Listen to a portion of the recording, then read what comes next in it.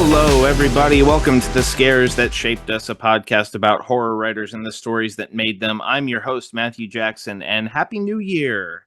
If you are listening to this, that means it's January 1st, 2025 or later.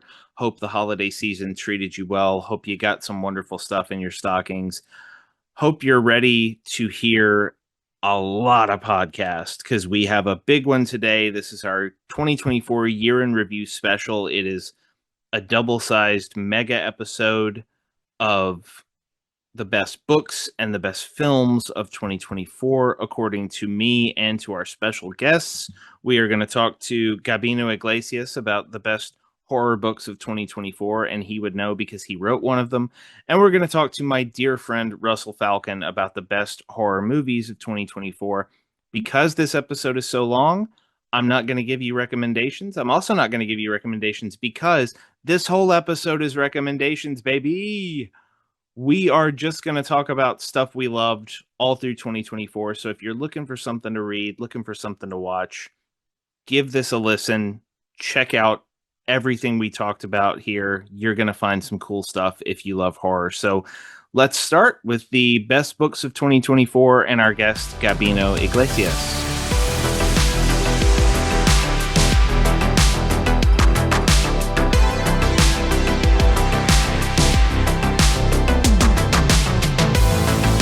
Joining us for our New Year's special reflecting on the best horror books of 2024 is one of my favorite guys in horror to talk to. He is the Bram Stoker and Shirley Jackson award-winning author of books like The Devil Takes You Home and this year's House of Bone and Rain. He is also a speaker and a teacher and a horror book evangelist writing for places like the New York Times, Locus, and NPR. Gabino Iglesias, welcome to the show, man.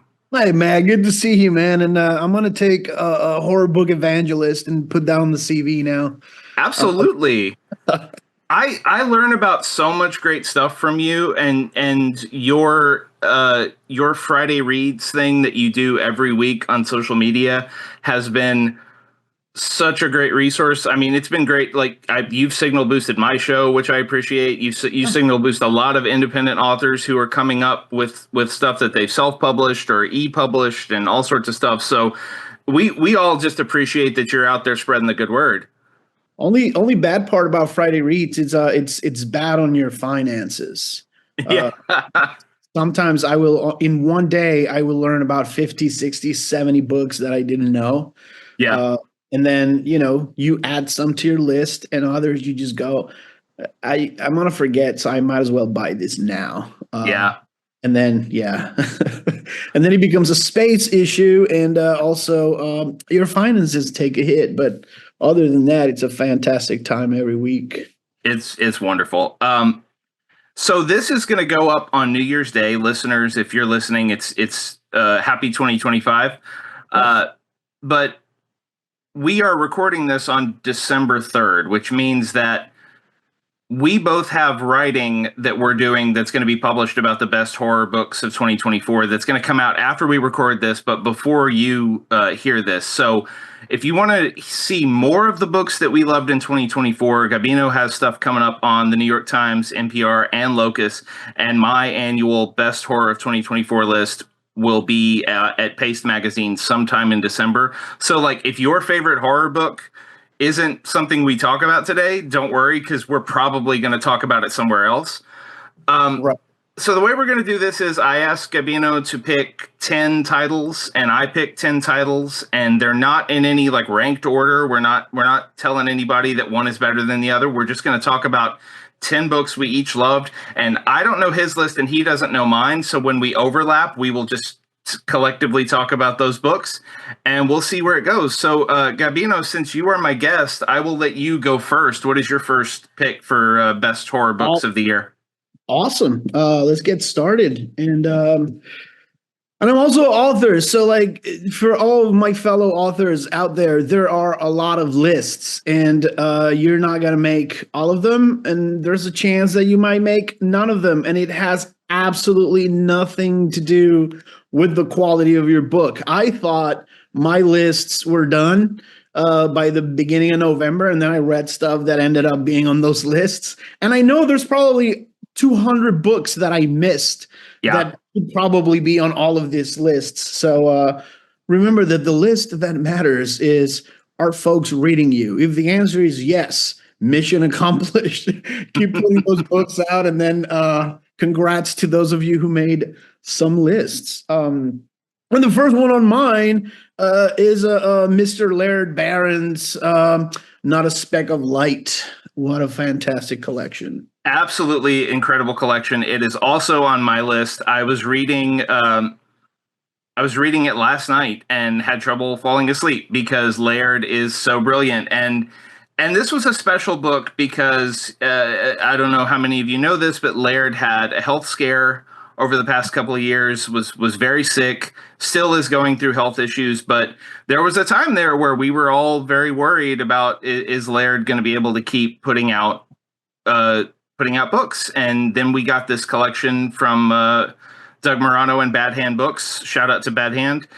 And it's incredible. It's an amazing introduction, I think. I don't know how you feel about it, but I think like if I handed this to someone as their first Laird Barron book, it would be a great encapsulation of what he does. Yes. But it feels very much like a Laird book for now in terms of reflections on mortality and regret and childhood and all that other wonderful stuff. I loved it. Yeah, he's a I love crime. I love horror. I live in that interstitial space. And I remember reading Barron for the first time and going, I'm never going to be that good. But this is one of those guys that whatever he puts out, I'm going to read and try not to be too impacted by it, because it's one of those voices where you read a paragraph and you go, I really want to sound like that. So it's a you have to hold back and be like, no, that's a genius. I need to keep doing my own thing and not try to sound like Laird, especially when he's doing space stuff, just cosmic horror. That's where he hits those notes of like, he'll destroy you, but very poetically at the same time. So it's shout out to him. Shout out to everybody that helped him out, and the folks that kept us updated. In my case, especially John Langan, who's another outstanding writer.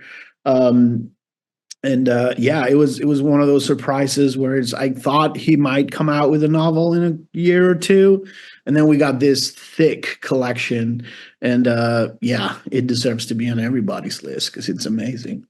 He is such a chameleon too. You were talking about his voice, and I mean, there are stories in this collection that are. One of them is about a sort of wilderness man from the 19th century who talks like a man in the wilderness in the 19th century. Another is about an adult man reflecting on his childhood. There's cosmic horror, there's crime horror, there's Western horror. There's so much, and he always manages to set the tone so perfectly. But in particular, I think my favorite story, and this was Neil McRobert over at Talking Scared, shouted out this story, and before I had read the collection, and I immediately like went and had to read. It's a story called Tiptoe, which is one. I don't know if it's the scariest Laird Barron story I've ever read, but it might be the scariest short story I read this year. It's wonderful stuff. Yeah, I mean, he's you were just going down that list, and he made me realize there's also a domestic horror story in there. And so it's what is it? Is it crime? Is it cosmic horror? It's everything. It's a Laird Barron book, and you're gonna find something to like, guaranteed. Guaranteed. It's so good. So my first pick on my list, I also had Laird on there. So I will cross that off. But my first pick on my list, because I was in alphabetical order, is actually a novella. It's Coup de Grace by Sophia Ajram, which was something that I read just a couple of weeks ago. Where we had Sophia on the show, and I went and read Coup de Grace. And for those of you who don't know, it's a novella about a suicidal man who is going to the end of a train line, and he's going to get off the train and go drown himself. and he finds himself instead in this brutalist, labyrinthine, never-ending train station, and it becomes this very haunting and atmospheric psychological horror journey through his psyche and also through this strange otherworldly space. And I was so taken by it and so taken by the sort of formalist leaps that Sophia does with it. And I still think about that book. It's been weeks, and I still am just like, oh, that one moment, oh, that other thing, oh, that the way Sophia phrased that. It's beautiful, beautiful debut novella.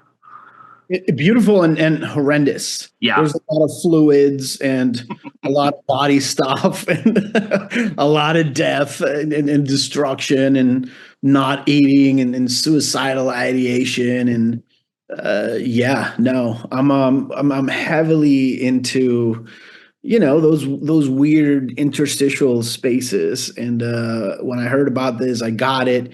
Took me a while to get to it. And then I eventually did.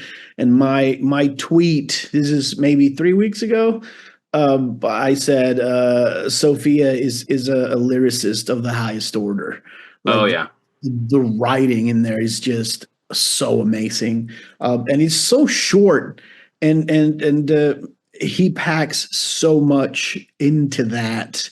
Um, Also, I just remember when I said he packed so much into that.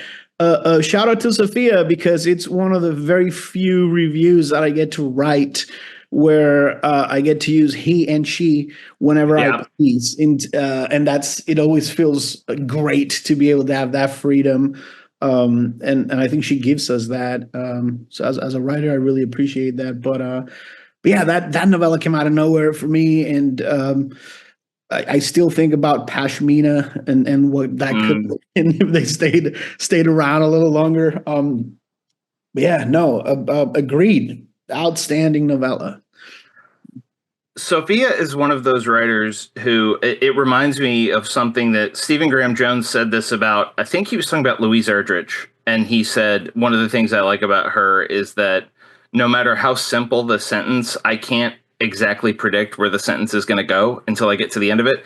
And Sophia's prose is like that. She is so evocative and so. What's weird about it is it's a novella. It is short. You can read it in an afternoon if you want to, but she takes her time building these sentences until by the end there is so much meaning in every single one of them.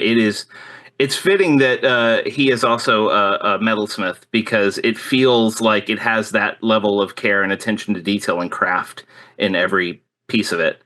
Yeah. Yeah, jewelry is not that big, right? Like you have to Yeah. put everything into, let's say, a pair of earrings. It has to be like very tiny and detailed and grab your eye and all of those things. The novella accomplishes. So it's Yes. yeah. It's wonderful. So what's your next one on your list? Next one is another late in the year surprise because he came out this month. Eliza Clark's "She's Always Hungry." It's a fantastic short story collection. It reminded me a little bit of Laird Barron and also a little bit about made me think about Brian Evanson because it's clearly horror. It's literary fiction. It's crime. It's a sci-fi full of like aliens and stuff. It's real life that gets weird. Like there's a story in there about a young lady looking for acne medication, and she finds something in the dark web. So there's every single story has nothing to do with any of the stories that came before it. It's not the same voice. It's not the same theme. It's not the same elements from the same genres.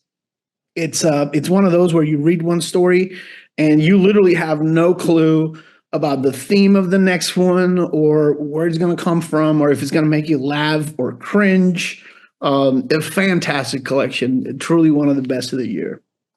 I have not read this one, so I'm gonna have to add it to my list and try to fit it in before the end of the year.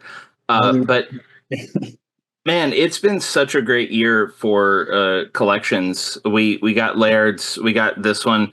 Uh, Mariana Enriquez had a collection out this year. Ananda Lima's Craft. Yeah. which is another one that's shown up on a lot of lists. And obviously Stephen King put out a collection this year, which was marvelous. Like, and I mean, because you have edited short fiction collections before. Like, it is a tough thing. Like writing a short story that is able to be that evocative and powerful across 20 pages is its own challenge. But assembling that stuff into a volume that it essentially says, here, this is me, this is what I've got, is a real art, and I'm glad we've got so much of it this year. Yeah, it's shocking to me when I sit back and think about it, because it's as rare as when you find a perfect record, like Mm-hmm. 9 to 13 like perfect songs. And you're like, well, that's not supposed to happen. You're supposed to have a couple of mediocre ones in there, because we're all human and not everything is going to click with me, right? And then some of these collections that we got this year, it was like you read every single story, and every single story is a banger in its own, Yeah. uh, which is pretty impressive, especially when you're doing sci-fi and literary fiction and horror, and then you're jumping all over the place, and they're all as brilliant.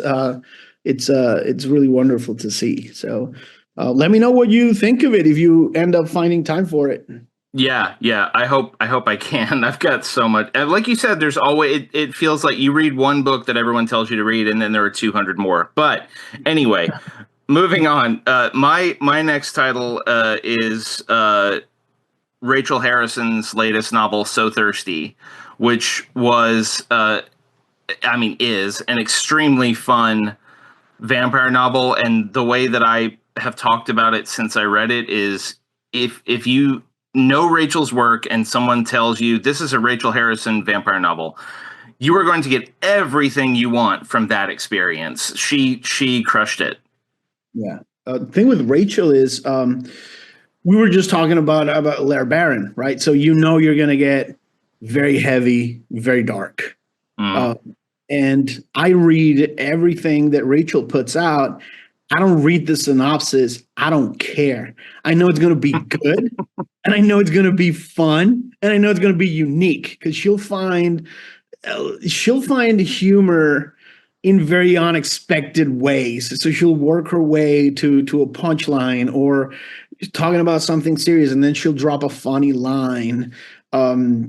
And that's one of the things that I love the most about Rachel's work is it doesn't matter if she's writing about werewolves or vampires or satanic families, you're gonna have a blast. Yeah. Every page, and that makes horror is not necessarily I'm going to enjoy every little bit of this. For a lot of people, like I know we mentioned Eric LaRocca, we were talking earlier. I know folks who can't handle what Eric does. Yeah. This is not fun for them. And with Rachel, it's like, find me a person who doesn't think this is great. Like, how could you not? It's a lot of fun to read. So, Yeah, she is so dialed into the sort of quirkiness of her characters and the situations they find themselves in. And she always does a wonderful job of adding this layer of warmth to everything that I think makes even the most horrific stuff accessible. And this book in particular is a book about she uses vampires to talk about things like regret and where your life could have gone differently, and what it means to sort of retake control of your own life, especially when you've settled down and your life seems to be frozen in place. And on top of that, you get there's a scene that takes place at a gas station, which I won't spoil for anyone who hasn't read it, but it's one of the most brutal, hilarious, wild pieces of horror writing I read this year. So yeah, So Thirsty. Love that book. Love everything Rachel does, and I can't wait to read what she does next. yeah.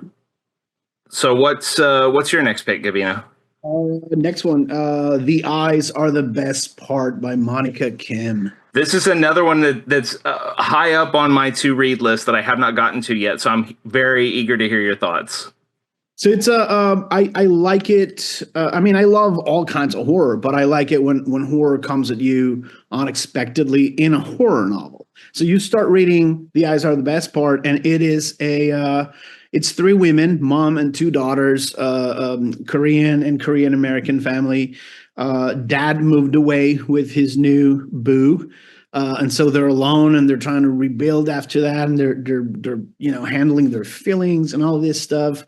Mom finds a white, disgusting older man to date, and he ends up moving in, and things get really weird and dark. And then on top of all that, the narrator, the oldest daughter, is obsessed with consuming human eyeballs, and so Mm. you're reading a literary fiction slash family drama, Korean American novel about identity and anti-Asian, sentiment and all of these things.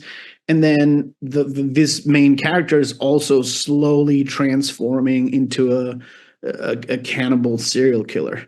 And it's kind of like just under, like you're paying attention to the family drama. Meanwhile, she's doing really weird things and having dreams about eating eyeballs, and then eventually eating eyeballs, which doesn't detract from all the serious family trauma that you've been reading about.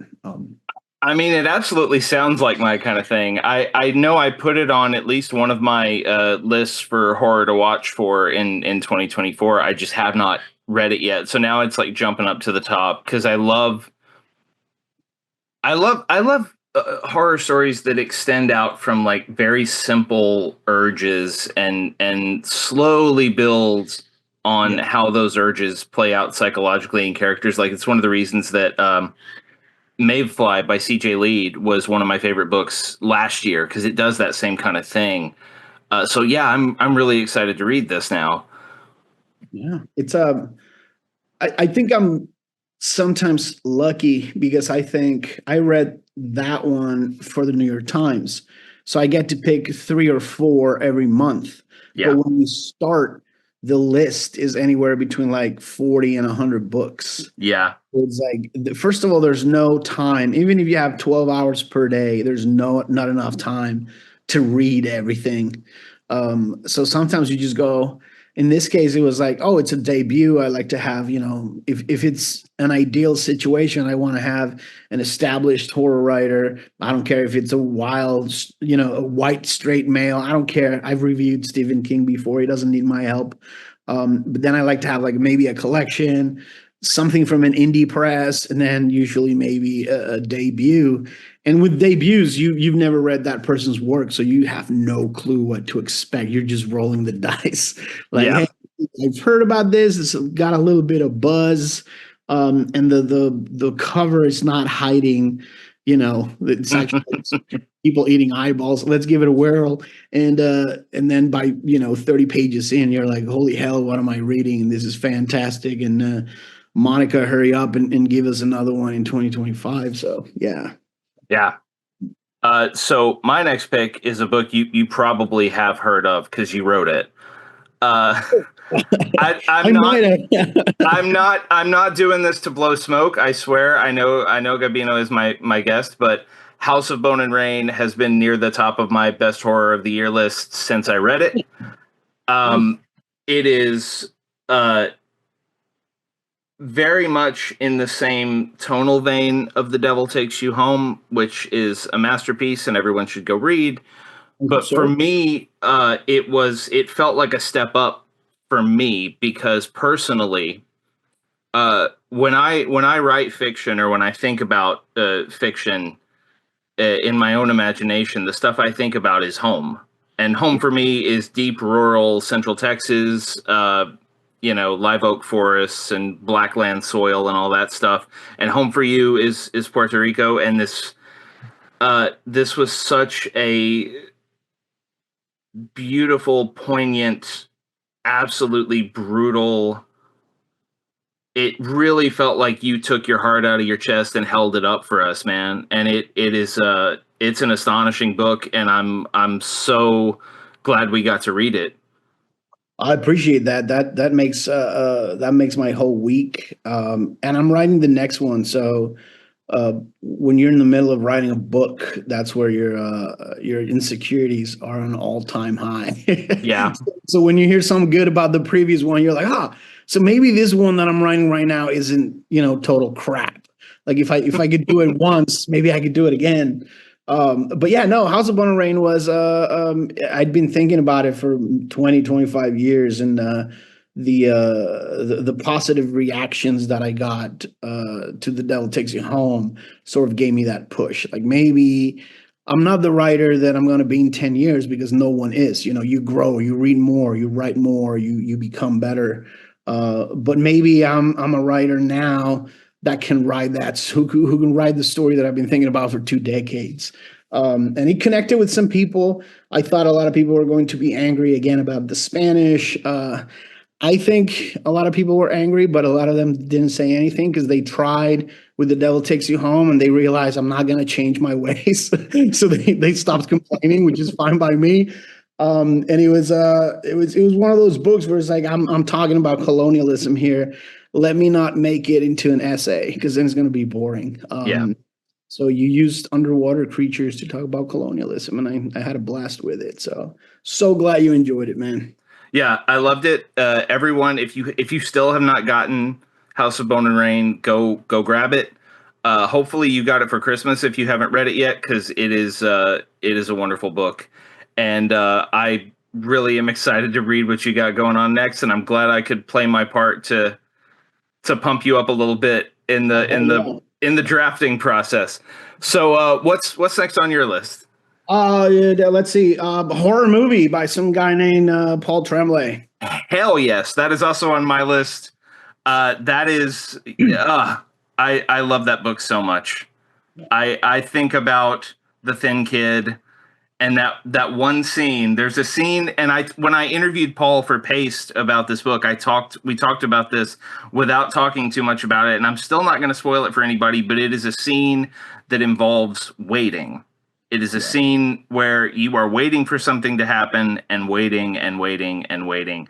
And it is essentially, in my mind anyway, like Paul's thesis on how horror works in his head. Like it is such a great little treatise on what you want is the fear. What you want is that building tension. You don't want the payoff like you think you do. And I think that is a key to the way Paul writes. And yeah, I can't say enough good things about horror movie. I mean, Paul is the master of keeping you guessing. Yeah, Like ambiguity. If you hate ambiguity, you're not gonna like Paul's books. yeah, But in my case, I know at some point he's gonna do that thing, the Paul thing, and I'm going to enjoy it. yeah, It was very new to me in terms of format. Like you're gonna read the fiction part as a normal chapter. You're also going to read it as a chunk of the script. yeah, And I also thought it was I like it when writers that I quote unquote know, they go in directions that I wasn't expecting. And Paul has always been one of my go-to guys for like cerebral stuff, right? But I don't go to Paul for the gore. He's not he's not doing that. His books are not dripping blood all over your table.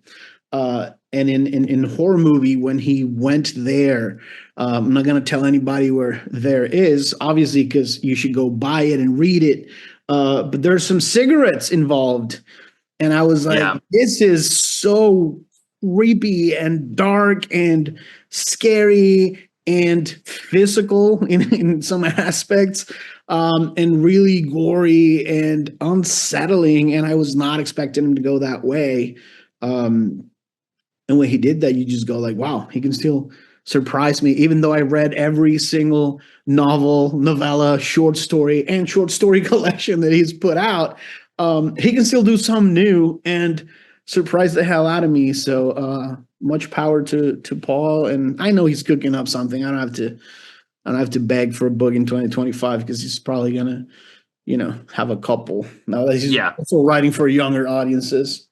Yeah, we have a middle grade horror novel from Paul Tremblay in 2025 that is in my NetGalley account right now, but I can't read it because I'm still reading all the 2024 stuff. But yeah, I'm so excited for what Paul does next. And a horror movie, if you love if you're new to Paul Tremblay, but you love like Hollywood history and the history of horror filmmaking and stuff like that, you should definitely check this out because it was literally inspired by the making of the Texas Chainsaw Massacre, um, or at least conversations about the making of the Texas Chainsaw Massacre. Anyway, go check out Horror Movie. And Gabino mentioned blood dripping all over the table. That's what we're going to talk about next because my next pick is I Was a Teenage Slasher by Stephen Graham Jones. Steven, because he's Steven, he had two new books out this year and then like six re-releases or something like that. And he probably wrote like 12 books. We don't know how many he wrote, but he probably did. Um, and Angel of Indian Lake, which wrapped up his Indian Lake trilogy, is brilliant and I love it. But if I was going to pick one, I had to go with Teenage Slasher. It's a Texas novel, which I always appreciate. I loved reading about growing up in West Texas in the 80s. It is a slasher novel on a level that, even by Steven's standards, is a step up. It is such a, and I know that it has that sort of Grady Hendrix-esque title of like, oh, this is going to be like a fun riff on slashers, and it is. But much like Grady, Steven knows how to take a high concept hook and infuse some serious emotion into it, and by the end, you have been punched in the gut several times over by this book. It's incredible. Yeah, I think with Steven, the thing was the Indian Lake trilogy was not originally a trilogy. He wrote a novel, and then it took off, and then they said, "Can we do this?" And this is, from talking to him, like he killed a lot of people, and he was not thinking about a sequel. And then they asked for it, and it became, I'm sorry, it became a groundbreaking trilogy. I think there was a little voice in the back of his head saying, in many ways, I'm not saying Stephen Graham Jones thinks this of himself. This is what I think about him. In many ways, he resurrected, he brought back, he made slashers cool again, single-handedly. And so it's after that, what am I going to do now? I can't just drop it. I have to prove that it wasn't a fluke, that I get, I can do this. I can keep pushing it. I can make it new. I can cover new ground with it. And I think that's where I Was a Teenage Slasher came from. Like that, can I do it again without repeating the formula? And he pulled it off. He did. And the wildest thing about it is when I talked to him for Paste and on this show, he was here a few weeks ago. He told me that it was his way of emptying his head before he wrote Angel of Indian Lake. Like he had so much slasher stuff swirling around in his head, and I think you're right. I think it does come from he made such an impact on that genre, and specifically the way that genre is perceived in a literary sense, that not only was he always thinking about it, but we were always asking him about it. Myself and hundreds of other journalists wanted to talk about slashers with Stephen Graham Jones, and he has a lot of thoughts. And he said, I just had to get all this stuff out of my head so I could actually focus on these characters and concluding their story. And it's amazing that he thought of it that way, as sort of like, I got to empty my head of all these slasher. And what we got was this amazing coming of age story that is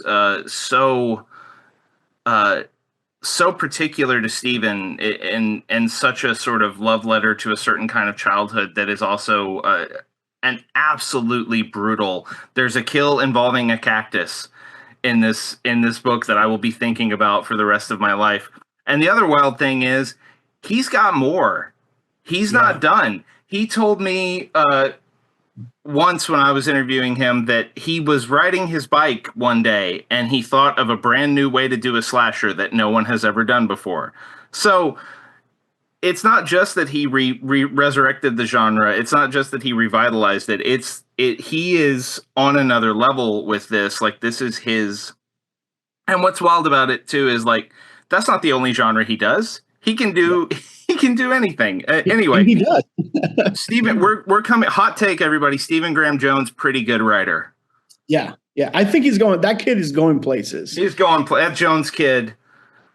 You know, it's a good thing he's got teaching as a fallback, but the books are going places. That's why I highly recommend Stephen. If you listen to this, you should really write more. Like, you should put out more stuff. It's Man, you're slacking. Yeah.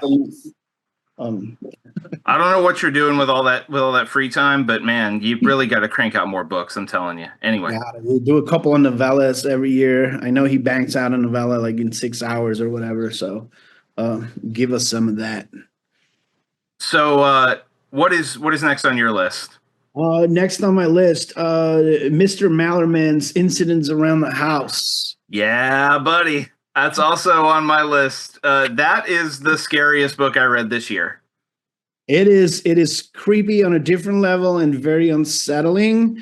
And I had stopped feeling like stuff with kids was unsettling because I've seen so much of it.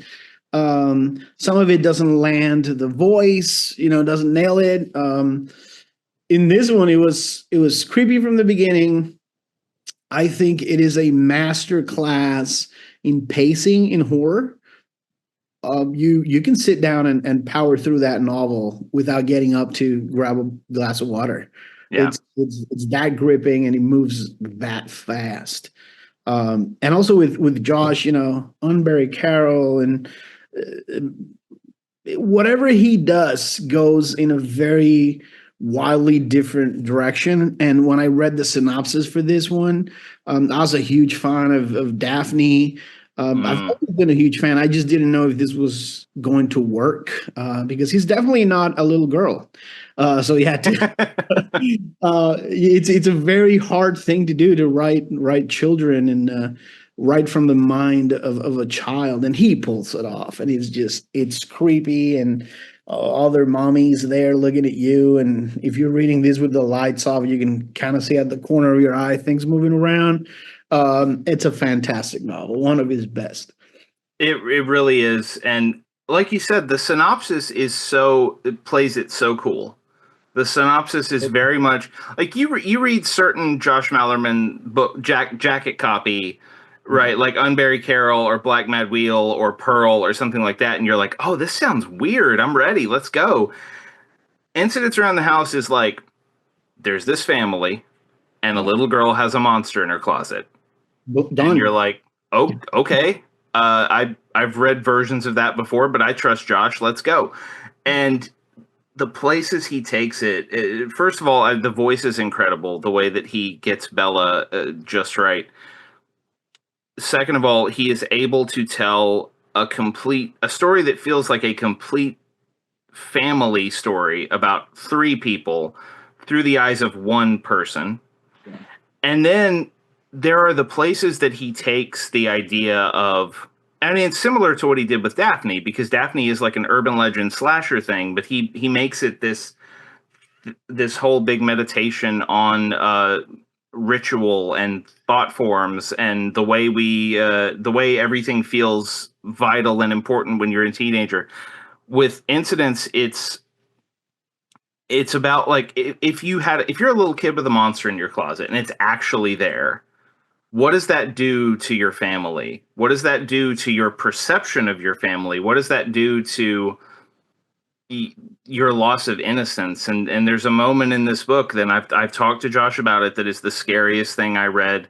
It helps that I have a 1.5-year-old son now, and I read this book while he was like sleeping in the next room. But there's a moment in the book where Bella realizes that there is nothing her parents can do. Yeah. That they have tried what they can try and it's just not working. And she has this moment of like, my parents might not actually be able to solve all the world's problems.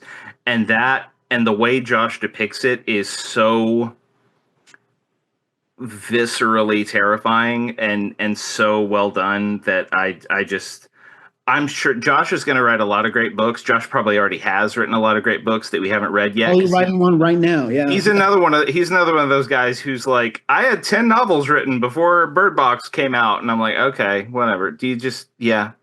And you have a band, and you know whatever. But Josh has other great books in him. I know he does, but I don't know that he will ever be able to hit me that deep in my heart again because this book just hit me so hard. Yeah. It's also the core of it, the other mommy stuff, the closet, the bed, the darkness, the running away. It's so well done that it kind of covers the rest. So this is also a novel about a family crumbling for other reasons. Yeah, It's about fighting, it's about drinking, it's about infidelity, it's about, not going to therapy, but then talking to your kid because you assume they're asleep and they're not. They're hearing you pour out all your adult problems to them. So there's like all these other things going on in that novel that we almost don't notice because the creepy factor is so strong in there that you just try to, what's going to happen in the next chapter. So you just power through the whole thing, and then when you think about it after you're done, you realize all those other things were also in there. yeah.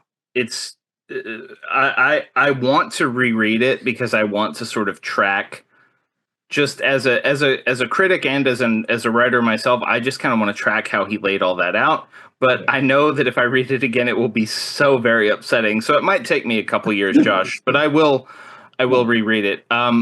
Next on my list is a book that came out a little earlier in the year, and I'm starting to see more people talk about it now that we're talking about the best books of the year. But I hope more people read it, and it's The Haunting of Velkwood by Gwendolyn Keist, which is a ghost story, sort of, and a paranormal investigation story, sort of, but it's also a wonderful sort of literary take on if you had a traumatic childhood, what it would feel like to go back to the seat of that trauma. And she makes it into an actual physical haunted space that is so atmospheric, and I got so lost in the concept of this book that I believe I read it in one night. If it wasn't one, it was two. I just could not stop. I think this is one of the few books this year that I bought at an airport.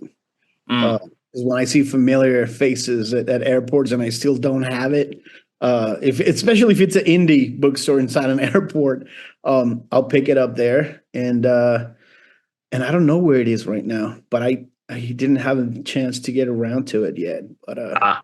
now I have to find it and bump it up to the top of the pile. So it is essentially about a woman who is one of the survivors of a really weird events that happened in her little subdivision when she was a kid.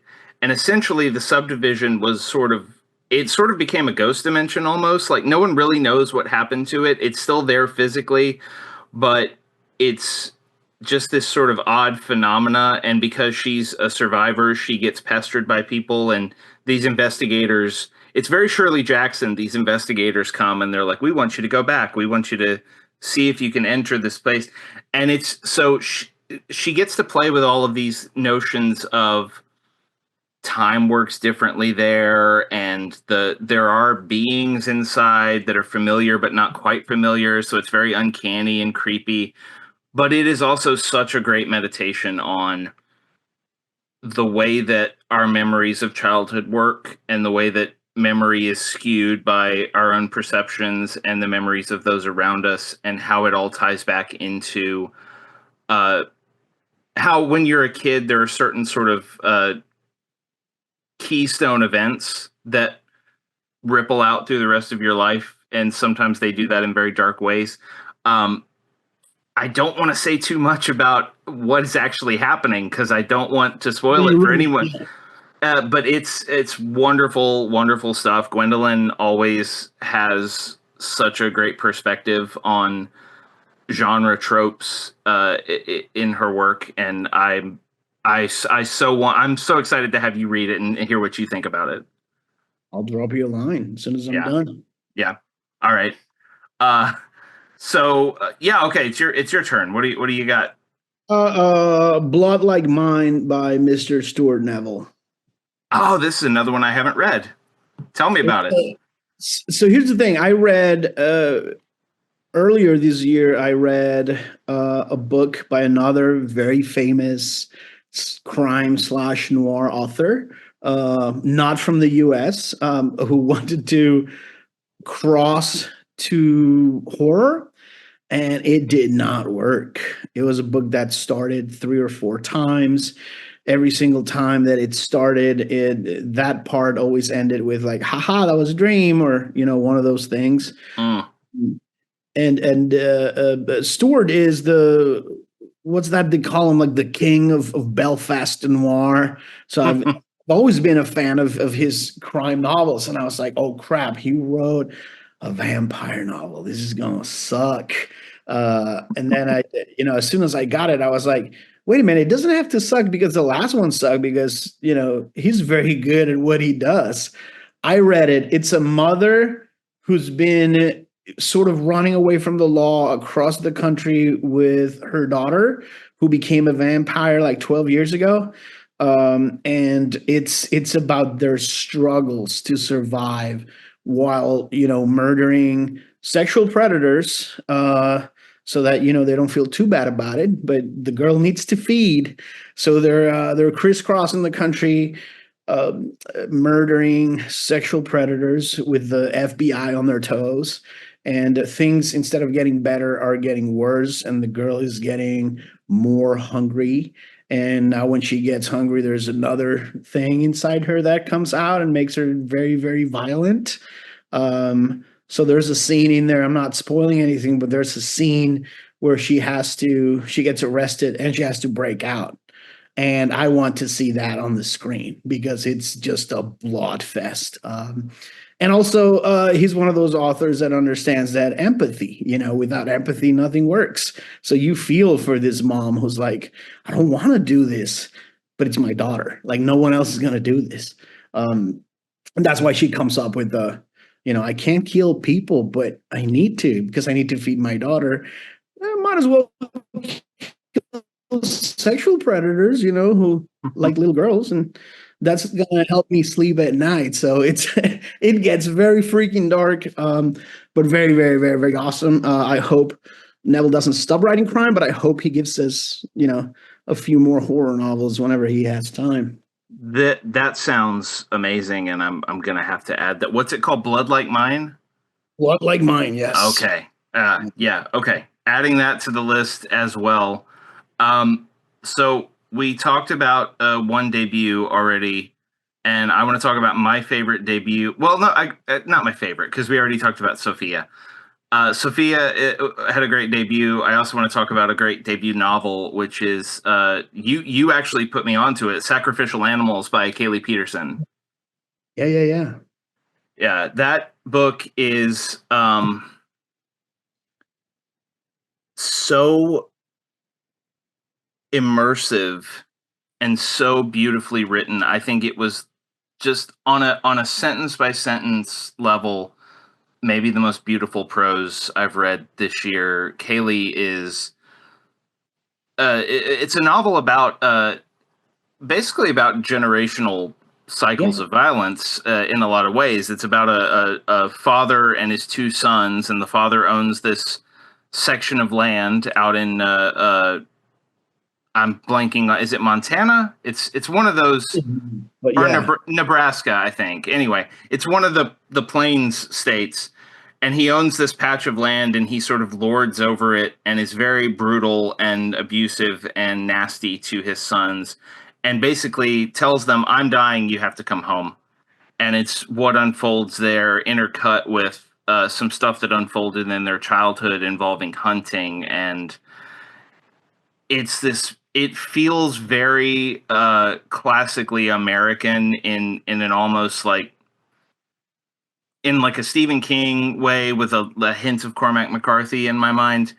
But Kaylee is an adopted child from Asia. Like she grew up here as an adoptee, and she works that perspective into the story and adds all these layers of mythology that are very they clash with the American sensibility, and it's this remarkable fusing of I'm rambling now. I just love this book so much. I'm gonna let you talk for a minute. No, I like your rambling because as you were going on and mentioned America, I was like, oh, that would have been a great line. It's sort of as if Philip Roth decided to write a horror novel, you would get something maybe kind of similar to this. Yeah, that's a good way to put it. Yeah. Yeah, it's the same thing that happened with Sophia happened to me with Kaylee, where it was I started reading and I was like, "Where did you come from? How can you do this? How can you be so good at this? This is a debut." I'm not saying that debuts have to be unimpressive. I've read a lot of impressive ones even this year, but there's a heftiness to the prose where you Yeah. go like, "Have you been doing this 50 years? Like, where the hell did you get these chops?" Um, and it's also dark, relentlessly dark in that special way in which it's dark when nothing's happening. Like when stuff's Yes. happening, it's dark, but when it's not, there's also like this tension in the air. And when they're in the house and you hear in the conversations and the descriptions of the land, it's always tense. Like you're always gripping the book really hard because you're expecting for something terrible to happen. Um, and yeah, if that's what we get for your debut, then I try to never have expectations, but now my expectations for the next one are like, wow, if you did that your first rodeo, what's next? Um, I I want so badly to get Kaylee on the show to talk, and it would be a very boring talk to anyone who's not a writer because I just want to talk about the nuts and bolts of the prose because I'm in my as a reader when you do the clipped little fragmentary sentences as descriptors. I tend to get bored if that happens way too often. I'm just like, okay, no, I get it. It's you're just essentially using this is a device to create a mood. I understand. Can we please tell the story? Kaylee does it a lot, and I was never she bored. never lost me. It is so and like you said, it is such mature prose. It feels like someone who sits down and knows exactly how to place each word Yeah, in a way that is frightening and yeah, atmospheric and emotional and hits just the right chord in your head and your heart. And I'm sure that she worked her ass off to make this happen. So I don't want to wave it away as like, oh, she's a magical genius who just did this, but it really is. She's joining the ranks of people like Sarah Gailey and Cascaw as like my favorite prose stylists in the horror space because it's just a beautifully written book. yeah. It's this year we had that and we had Sophia and that was I don't want to take anything away from Laird Barron, Yeah, but at this point, when you look at his resume, it's yes, you're going to get blown away, but at the same time, you kind of sort of expect it because he's done it so many times. I mean, the surprising thing would be to get a bland, boring story from him. But when you find new people and you're like, all right, let's give this a try, and you're absolutely blown away. It speaks to the level of horror right now and how healthy it is and how healthy it's going to be for the next, I don't know, decade or two. yeah. It's I can't wait to see what Kaylee comes up with next. So how many do you have next over on your list? Uh, How many we got left? We have one, two, four. So we You need got to. four. I Yeah. have one because we ended up with a lot of crossovers. So All right. we might let you go a couple of times. But what's next on your list? Next on my list is Woodworm by Leila Martinez. It's a short novella in translation. It's the way that I've been talking about it, because usually in conversation you don't have an hour to go deeply into stuff. So for me, it was, are you a fan of Goosebumps? Yeah, I love Goosebumps. So imagine that Goosebumps grew up and now has a heroin problem, and that's this novella. I remember when I talked to you about House of Bone and Rain when it first came out, you mentioned this book and I bought it and it's in my stack and I just have not read it yet. And hopefully because it's a novella, I will be able to squeeze Oh, it in it's before yeah. Christmas. Yeah, it's I mean, I'm not gonna go on and on about it. It's a house where a lot of bad stuff happened. So you kind of see that part coming, but there's mother and daughter who live in this house. They're constantly praying to these weird saints, and some other stuff's happening on the side. But there are shadows that can murder you living in the hallway. And also you kind of sort of have to jump off a bed because there is something under the bed that will pull you under and murder you under the bed. So it's like everything that you imagined as your most horrible nightmare when you were like 6 years old is in here for adults. And I loved that. Yeah.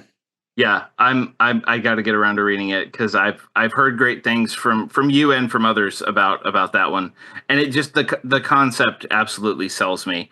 So because I only have one left, I'm gonna let you go again. What's the next one on your? Let's see. This one, I was like, should I put it? Like I said, I wrote this on a blank envelope, empty envelope. And I was like, I was rereading parts of this when I wrote about it for NPR, and I was like, this is a horror novel, and no one told anybody. It's State of Paradise by Laura Vandenberg.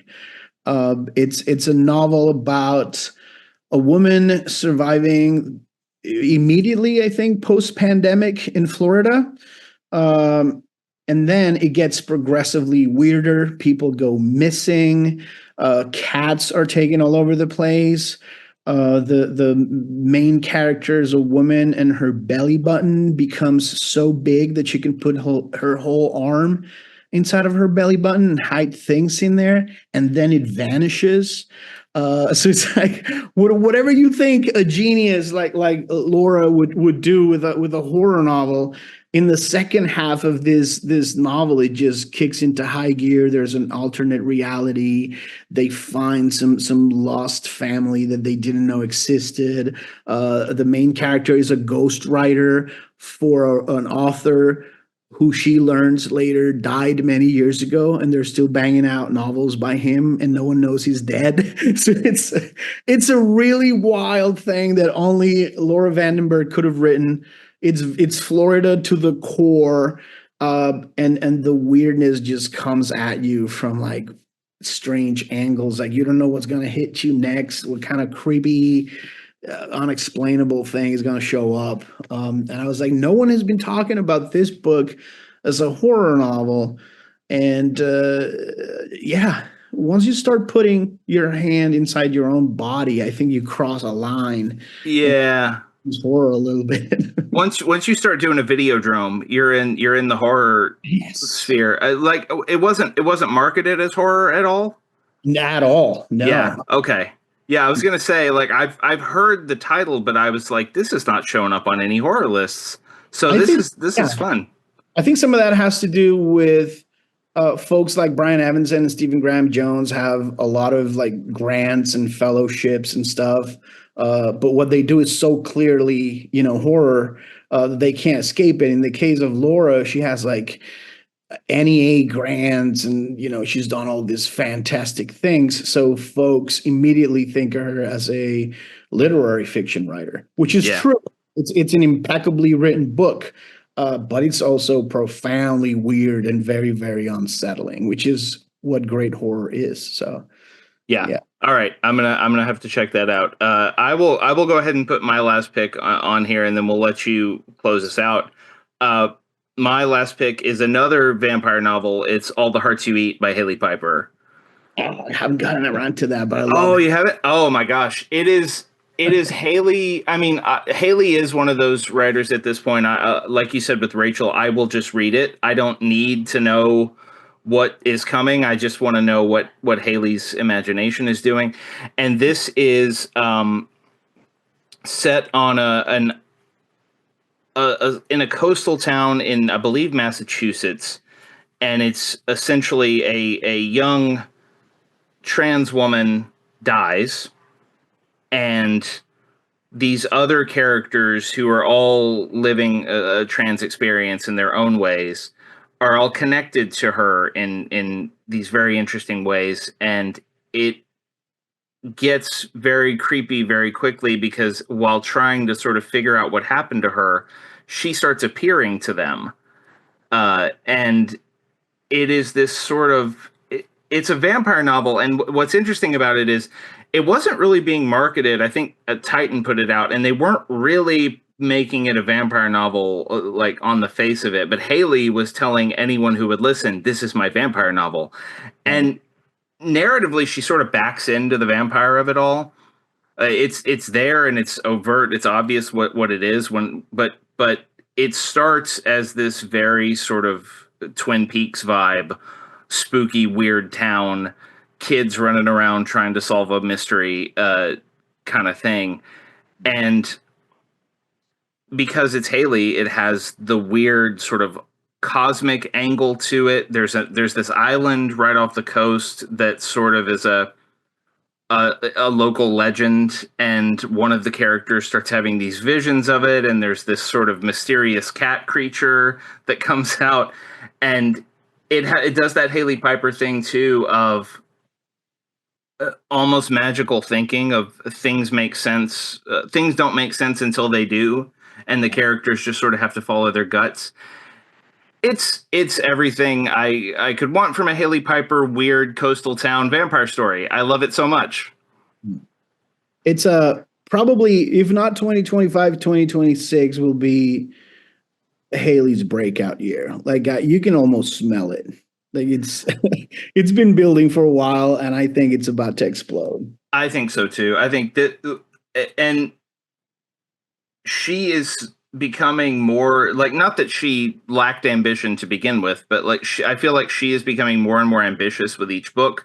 Between like the leap from she had like 4 books out this year, but the leap from this, from A Light Most Hateful to this, it really feels like she just keeps getting better and better and more confident. And yeah, I want us to have the year of Haley Piper. Yes. I think everyone needs to know like she is doing things that are going to have ripple effects in the genre for decades. She's that kind of writer. So yeah, everyone go read as much Haley Piper as you can, so you can tell people when that breakout year comes that you're an OG. You were with us before everyone was reading Haley Piper. Yeah. We're gonna sound like hipsters, but I don't mind. No, no. Like if you read Queen of Teeth before Haley Piper blew Right. up, then you're cool Yeah. like us. You belong in the club. Yeah. So yeah, agreed. But yeah, So 2025 or 2026, it has to happen. yeah, let's do it. We're calling it. We're gonna do our best to make the Haley Piper year happen. Yeah. Haley, keep writing. Yeah. We love you, Haley. We love you. All right. So you do you have 2 left or 1 left, or where are we at? 2, and then we're done. All right, let's go. First one is Model Home by Rivers Solomon. Another one that's in my stack that I haven't read yet. I'll keep it very short. I took this thing to France with me. I was reading it on the train, and it's from time to time I have to close a book and just ponder a line for an hour. And they have this line in the book that says, "I'm not a person. I'm a place where bad things happen." I closed the book and I sat down and I saw the very pretty, very green French countryside roll by the train's window and just sat there with that line. And then obviously there's 100 of those lines throughout the novel. It's a haunted house novel that doesn't take place in a haunted house. It's 3 sisters getting together after the death of their parents, but they kind of realize that the house killed their parents. So as they get back together, it's a lot about family trauma. It's about queer identity. It's about family relations, and also about going back and realizing that your parents never moved y'all out of a house that they knew was haunted. That was very, very toxic. Um, Mm. they're trying to process their entire past with everything new that they learn, and it ends up being a amazing novel about three sisters that just so happens to be a horror novel about a haunted house. Yeah, looking forward to it. I've heard so many good things, and yeah, it's sitting in my stack, just waiting for me to get to it. Like the next 2 weeks for me are just going to be wall to wall books, but I'm excited about that. So that brings us to the final pick of our 20 titles, or I guess we shared a couple, so it's probably like 16. But Yeah. anyway, what's your last one? So when I turned 40, stuff that didn't impress me before started impressing me a little bit more. So this young guy, no one's read him yet, but You Like It Darker by Stephen King. I think we blank on the fact that pretty soon he's going to be 80. Yeah, And to have that brain at that age and to go that hard and that big with a magnificent collection at his what, 77, yeah, being playful, addressing the reader. You Like It Darker. Here's a sequel to Cujo. Here's some of the best novellas you're going to read this year, because obviously, let's be honest, Stephen King struggles to write a short story. yes. So some of these are novellas. It doesn't matter. It is fantastic. I was expecting more novels. I knew there was another Holly book coming. That's coming in 2025. Mm-hmm. And then it was like, here's a collection. I got it. I started reading, and this is almost what, like 500, 600 pages. And he's still going at it like he's trying to prove that he's good. And at this point, he could get his grocery list published and he would become a bestseller. So the fact that he went that big and that hard and that great, just admirable. So that earns him a spot on my list. Yeah, he'll be on my longer Paste magazine list for sure. Like I wrote a rave of it for Paste when it came out. It is everything. Like I don't know. He writes about the origins of some of these stories in the book, and it's always remarkable sort of tracking his imagination. But the marquee story, like the thing that everyone was excited about reading in this book, like you mentioned, is the sequel to Cujo, which is I think it's novella length roughly, Yeah. called Rattlesnakes. Yeah. And he wrote in the book that he was driving around in Florida where he has a house, and he passed one of those neon green slow children at play signs that are just like the plastic little kid. And immediately the story started rushing into his head. That is an imagination that works on Yeah. a level that I don't understand, that most of us don't understand. But like you said, he is in his 70s, and to be that excited by imagery that you can conjure up a story like that, which ends up being this wonderful, it's a really creepy ghost story that is also a great meditation on grief, because it is a sequel to Cujo, which is a very dark book, and it gets darker. Somehow it gets darker than Cujo. I don't know how we got there, but it does. It's darker than Cujo. But even that's not even close to the biggest conceptual leap he takes. There's a story called Danny Coughlin's Bad Dream.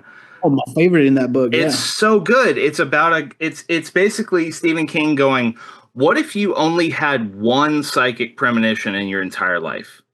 Like you Yeah. weren't a psychic, you didn't have any innate abilities, but one day for some reason you got a psychic premonition, and what would that do to your life? And it's brilliant. There's a story called The Answer Man that is another one of those great Stephen King like meditations on life and how your perspective changes. Um, it is. I don't know what else to say about it. You kind of said it all. He is doing stuff that writers half his age would kill to do, and he doesn't need to do it. I mean, I guess he does need to do it, like on an existential emotional scale. He does need to do it, but yeah, he doesn't have to give us his best anymore. But he's still giving us his best, and He it's doesn't have to amazing. give us anything. He can take his millions and retire and Yeah, rest. Just not do anything. Just he read could. books and, He walk could. around with his dog or whatever the rest of his life. And Yeah, it's a catalog of some of the best horror writing ever. And culturally speaking, between comic books and novels and movies and short story collections, he's as much a part of horror's DNA as Poe or Lovecraft now. yeah. So he doesn't have to prove anything. So yeah. I know there is this. We were just talking about being hipsters. I know there is a certain strain of fan who kind of is like, "Oh, Stephen King is that's yesterday's news. That's not the cool horror anymore. Like we read all these new authors because Stephen King is just the old stodgy guy. Like, no, y'all, he is still putting out bangers. He is still at the top of his game. He is still keeping up with the young bucks. He's Yeah. doing it all at in his late 70s. So yeah, You Like It Darker, wonderful stuff. And that is a great way to end this list, is talking about how, we still love Stephen King forever. um Gabino, this was so much fun, man, and I really appreciate Thank you. you. Yeah, I really appreciate you taking the time to be on the show and talk about books with me. And I don't know yet what you've got cooking, what the new work in progress is, but I can't wait to read it, and I'm sure everyone else feels the same. I was home for the entire Thanksgiving week, so I made a lot of progress, and now I'm heading to residency. I'm going to be teaching for 10 days in California, and that's a lot of nights in a hotel room. So hopefully by the end of this year, I'll have, I don't know, 2/3 of it. I don't know. Fingers crossed. Whatever. Awesome. I'm gonna be done. Before I let you go, would you let everyone know where they can find you online? It's Gabino Iglesias everywhere. I'm still trying to figure out TikTok. I'm still on Twitter because I don't like to let Nazis win, and I don't want fascists to have nice things. So I'm still there. I'm also on Blue Sky. My photography is on Instagram. I'm all over the place. You have to be, otherwise, no one knows you're alive. So yeah, come find me. We'll talk. Gabino Iglesias, spreading the good word of horror from France to California. We appreciate you, man. Thanks for being on the show. Thank you, man. Always a pleasure. Thanks again to Gabino Iglesias for being on the show. House of Bone and Rain is out now, and it really is one of the best horror books of the year. I didn't just say that because he's on the show. I've said that to everyone who will listen all year long. It's amazing. Now, let's head over to the cinema and talk to Russell Falcon about the best horror movies of 2024.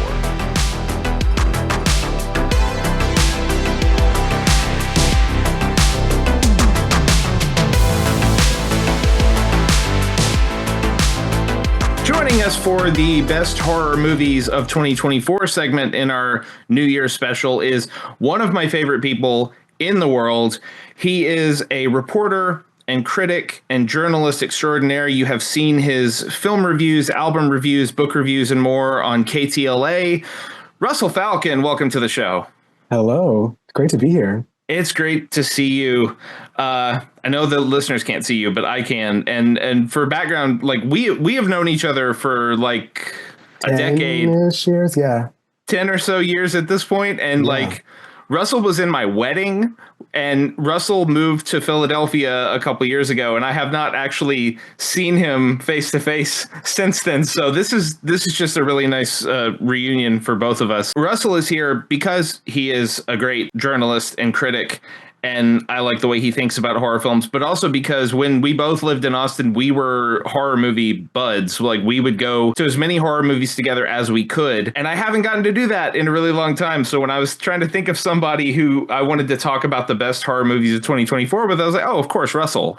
So thanks for doing this. I appreciate it, man. I'm so happy to be here. It's great, again, obviously, to link up with you. It's, not the same over text. It's great to see you face to face and hear your voice. And obviously, like, when I was compiling this list, I kind of had a similar feeling of like, wow, I wish I had gotten to see so many of these movies with Matthew. We would have had a time talking about these in the parking lot of an Alamo Drafthouse. Absolutely. But before we talk about movies, since I did at the top of the show, we talked to Gabino Iglesias about the best horror books of the year, and I know you love reading horror as well as watching horror. So I just wanted to ask you right off the top, what were your favorite horror reads of 2024? That's a good question because I actually didn't read very much horror this year. You did mention Gabino Iglesias. I did love his book, which has some horror, like horror elements. I don't know, I would strictly call it horror. House of Bone and Rain. House of Bone and Rain, yeah. I was obsessed with that book, and I thought that was absolutely one of my favorite, if not my favorite book of the year. But yeah, as far as horror, I've been kind of in a slump. House of Bone and Rain absolutely counts. Gabino labels all of his books Barrio Noir, which is his own special blend of crime and fantasy and horror and mythology and all that stuff. But he's a horror guy, and I was so lucky to be able to tell him to his face how much I enjoyed that book, because it was in my top 10 for the year. But now we're going to talk about horror movies, because that is what Russell and I absolutely love doing. So the way this is going to work, it's similar to what we did with the book section, listeners. We each have 10 films. We've arranged them in alphabetical order. We will discuss them as they come up. And if we overlap, obviously, we'll mention that we both picked the same film, and we will go from there. So, Russell, since you are my guest, I'm going to ask you, what's the first film on your list? My first film is Alien Romulus.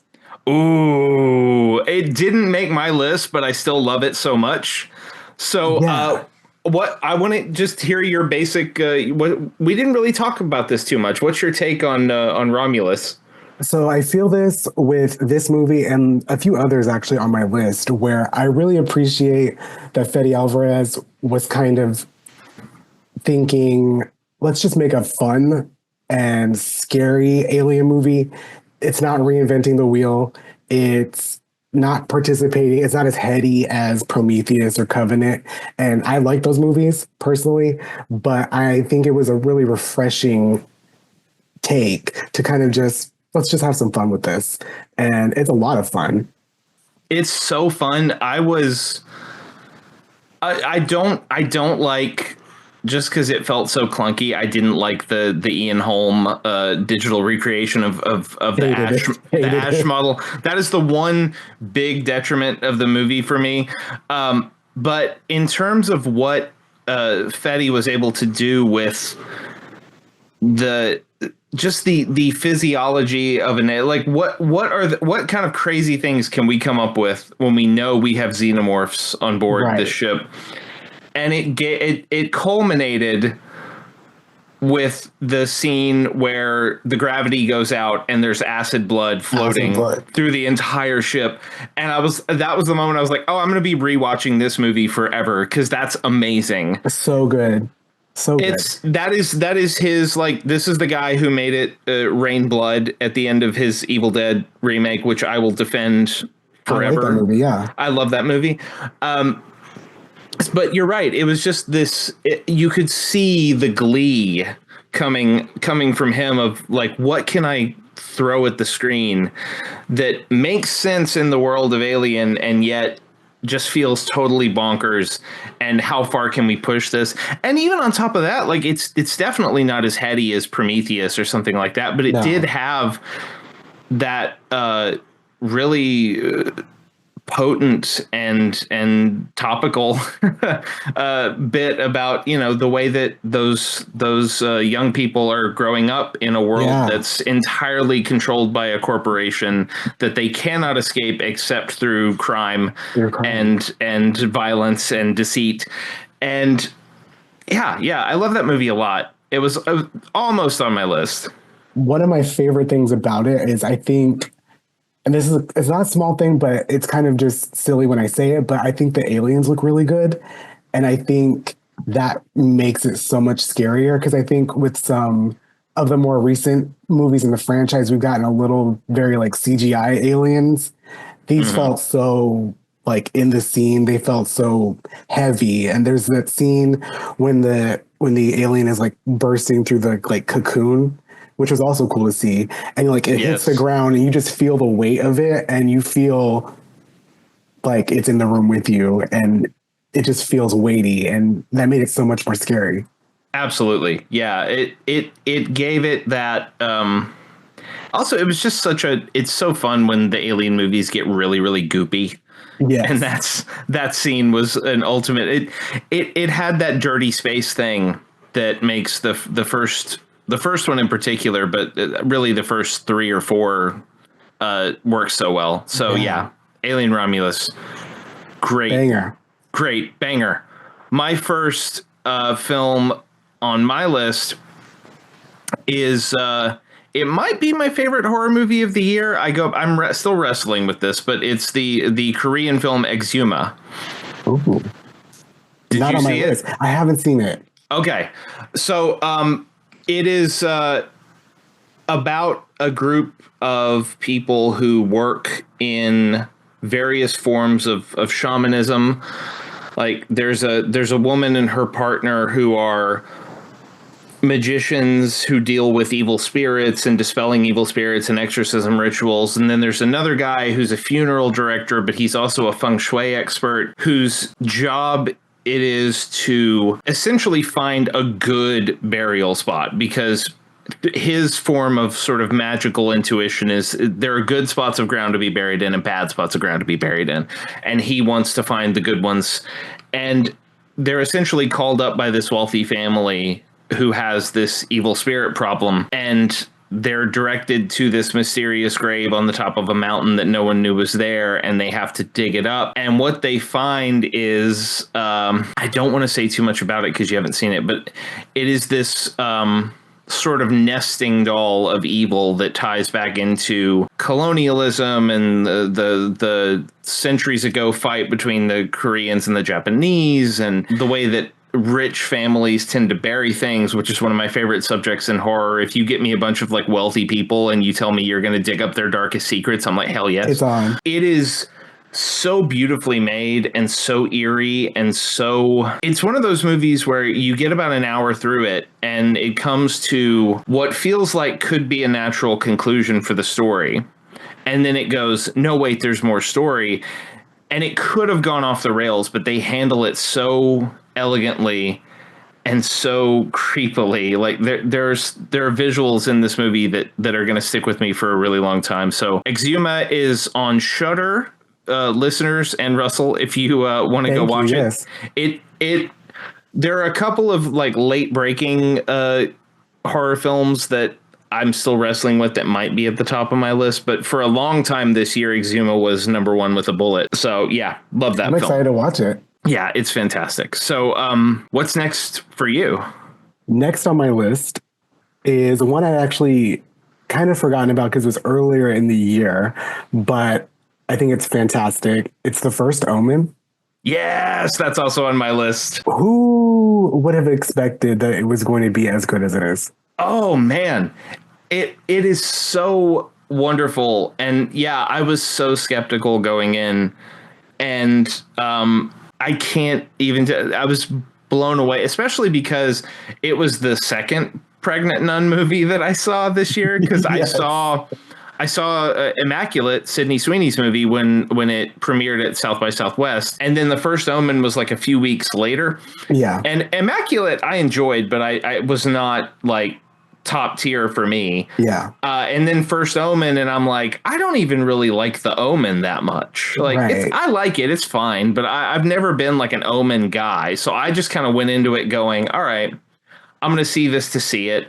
Mhm. And it was one of the most visually stunning horror films, especially a horror film from a major studio that I saw this year. Nell Tiger Free is amazing in it. Yeah, you talk about the First Omen for a second, because I'm just over here like fanboying about it. No, I feel the same. It was one of the best pleasant surprises of the year for me. I really got sucked in. It's very much like a one kind of limited shooting location film, and Yes. like the places that we are in feel so old and real. And I grew up Catholic. A lot of it felt very home-like, but also kind of the things that you're scared of in churches. Just the craft. It didn't need to be as well produced and well directed and well written as it is. I really respect that. Like you said, like a major studio movie, the care that they put into it is really fascinating in this day and age. I shouted out Nell Tiger Free, but I also have to shout out one of the great character actors in all of horror, Ralph Ineson, who is amazing in it, and will pop up later in this conversation because he's amazing in another of the best horror movies of the year. One of my favorite moments in my journalism life in 2024 was I went to Fantastic Fest and sat down for one of the secret screenings. I think it ended up being The Apprentice, and someone sat down next to me, and my friend Julian Singleton, shout out to Julian, who was on my right, leaned over to me and said, "That's Arkasha Stevenson." And I said, "Really?" And he said, "Yeah." So she was on one of the juries. I forget which category she was judging, but she was there, I think with Tim Smith, who wrote the movie. It might have been, I'm maybe getting that wrong. I apologize. But Arkasha Stevenson sitting right next to me, and somehow we made small talk, and she shook my hand and said, "Hi, I'm Kasha." And I said, "You made the First Omen?" And she said, "Yeah, I did." And I said, "That movie is amazing, and more people should see it, and I'm going to tell everyone about it." So, and she was lovely, and because of some weird Alamo Drafthouse tab problem, she accidentally bought me a Diet Coke. So, thank you, Arkasha. Thank you, Arkasha Stevenson, for being so nice to me at Fantastic Fest, and for making an amazing horror film that we both clearly love a lot. That's awesome that you got to tell her that. Yeah, it was a wonderful serendipitous thing of like, oh, you made one of the best horror movies of the year, and I get to say it to you, which is, yeah, it's rare. It was really wonderful. And I think I know that horror fans have been beating this drum for 8 months, 9 months, however long it's been since it came out. But if you still haven't seen The First Omen, I think it's on Hulu right now. I think it's like, on Hulu. Go watch it. It's so good. Whether you care about the Omen or not, like, you're just going to have a great time, and exactly. It's wonderful. So yeah, that was on my list, and appropriately, my next pick after that is also a religious horror film that the more I think about it, the more I love it, and that's Heretic. I like it. I'm gonna let you talk about it. So this is, yeah, I mean, you talked about growing up Catholic and filtering The First Omen through that experience. I wrote a thing that hasn't been published yet, I don't think, but should be, and I'll definitely share it when it is, about my own religious upbringing and how it tied into how I took Heretic in. Mm-hmm. Because I was raised Southern Baptist, so I was raised in that very sort of evangelical, you have to go tell people about Jesus thing. And I never was entirely comfortable in that realm. I always had this suspicion that I was maybe doing something a little manipulative and strange. Mm-hmm. And Heretic confronts that head on, and I mean, first of all, the performances, the fact that it is essentially a three-hander, it could be a stage play for most of it. Yeah. And all three of those performers, Hugh Grant, obviously, Sophie Thatcher, and Chloe East, who I think is the unsung hero of that movie. So good. She's amazing. It's great for that. The way that it uses its environment to create this sense of unease, the way that, the lights are on timers, so they switch on and off. And there's that weird water feature in his study that keeps clunking down the bamboo, the little bamboo shoot thing that he has. It's wonderful. And I know that when I talk to people who saw it at Fantastic Fest, who didn't like it, I know, and we're gonna spoil this a little bit, listeners. We're gonna spoil some of these movies that have been out for a while, but I know that what didn't work for a lot of people is the turn when you finally get to the point where he's like, "This is the one true religion," and it turns out that he's a misogynist creep who keeps women prisoner in a sub basement. I know that for a lot of people, that was sort of the point of like, "Oh, come on, that's your answer." I don't know what it was for you, but so I'll let you speak to. I feel that. And I felt a little bit of that. I think I really liked the movie. But I've been careful to say, like, I very much liked it and didn't love it. I think I wanted, and I'm not coming at it with the same background as you. So, like, that's interesting to hear from that perspective. I think I was wanting there to be more there, and maybe that is actually what you're saying. I haven't talked about this movie with very many people just because I kind of, in spite of like me liking it, it also didn't really stay with me. It's also a bit of a problem.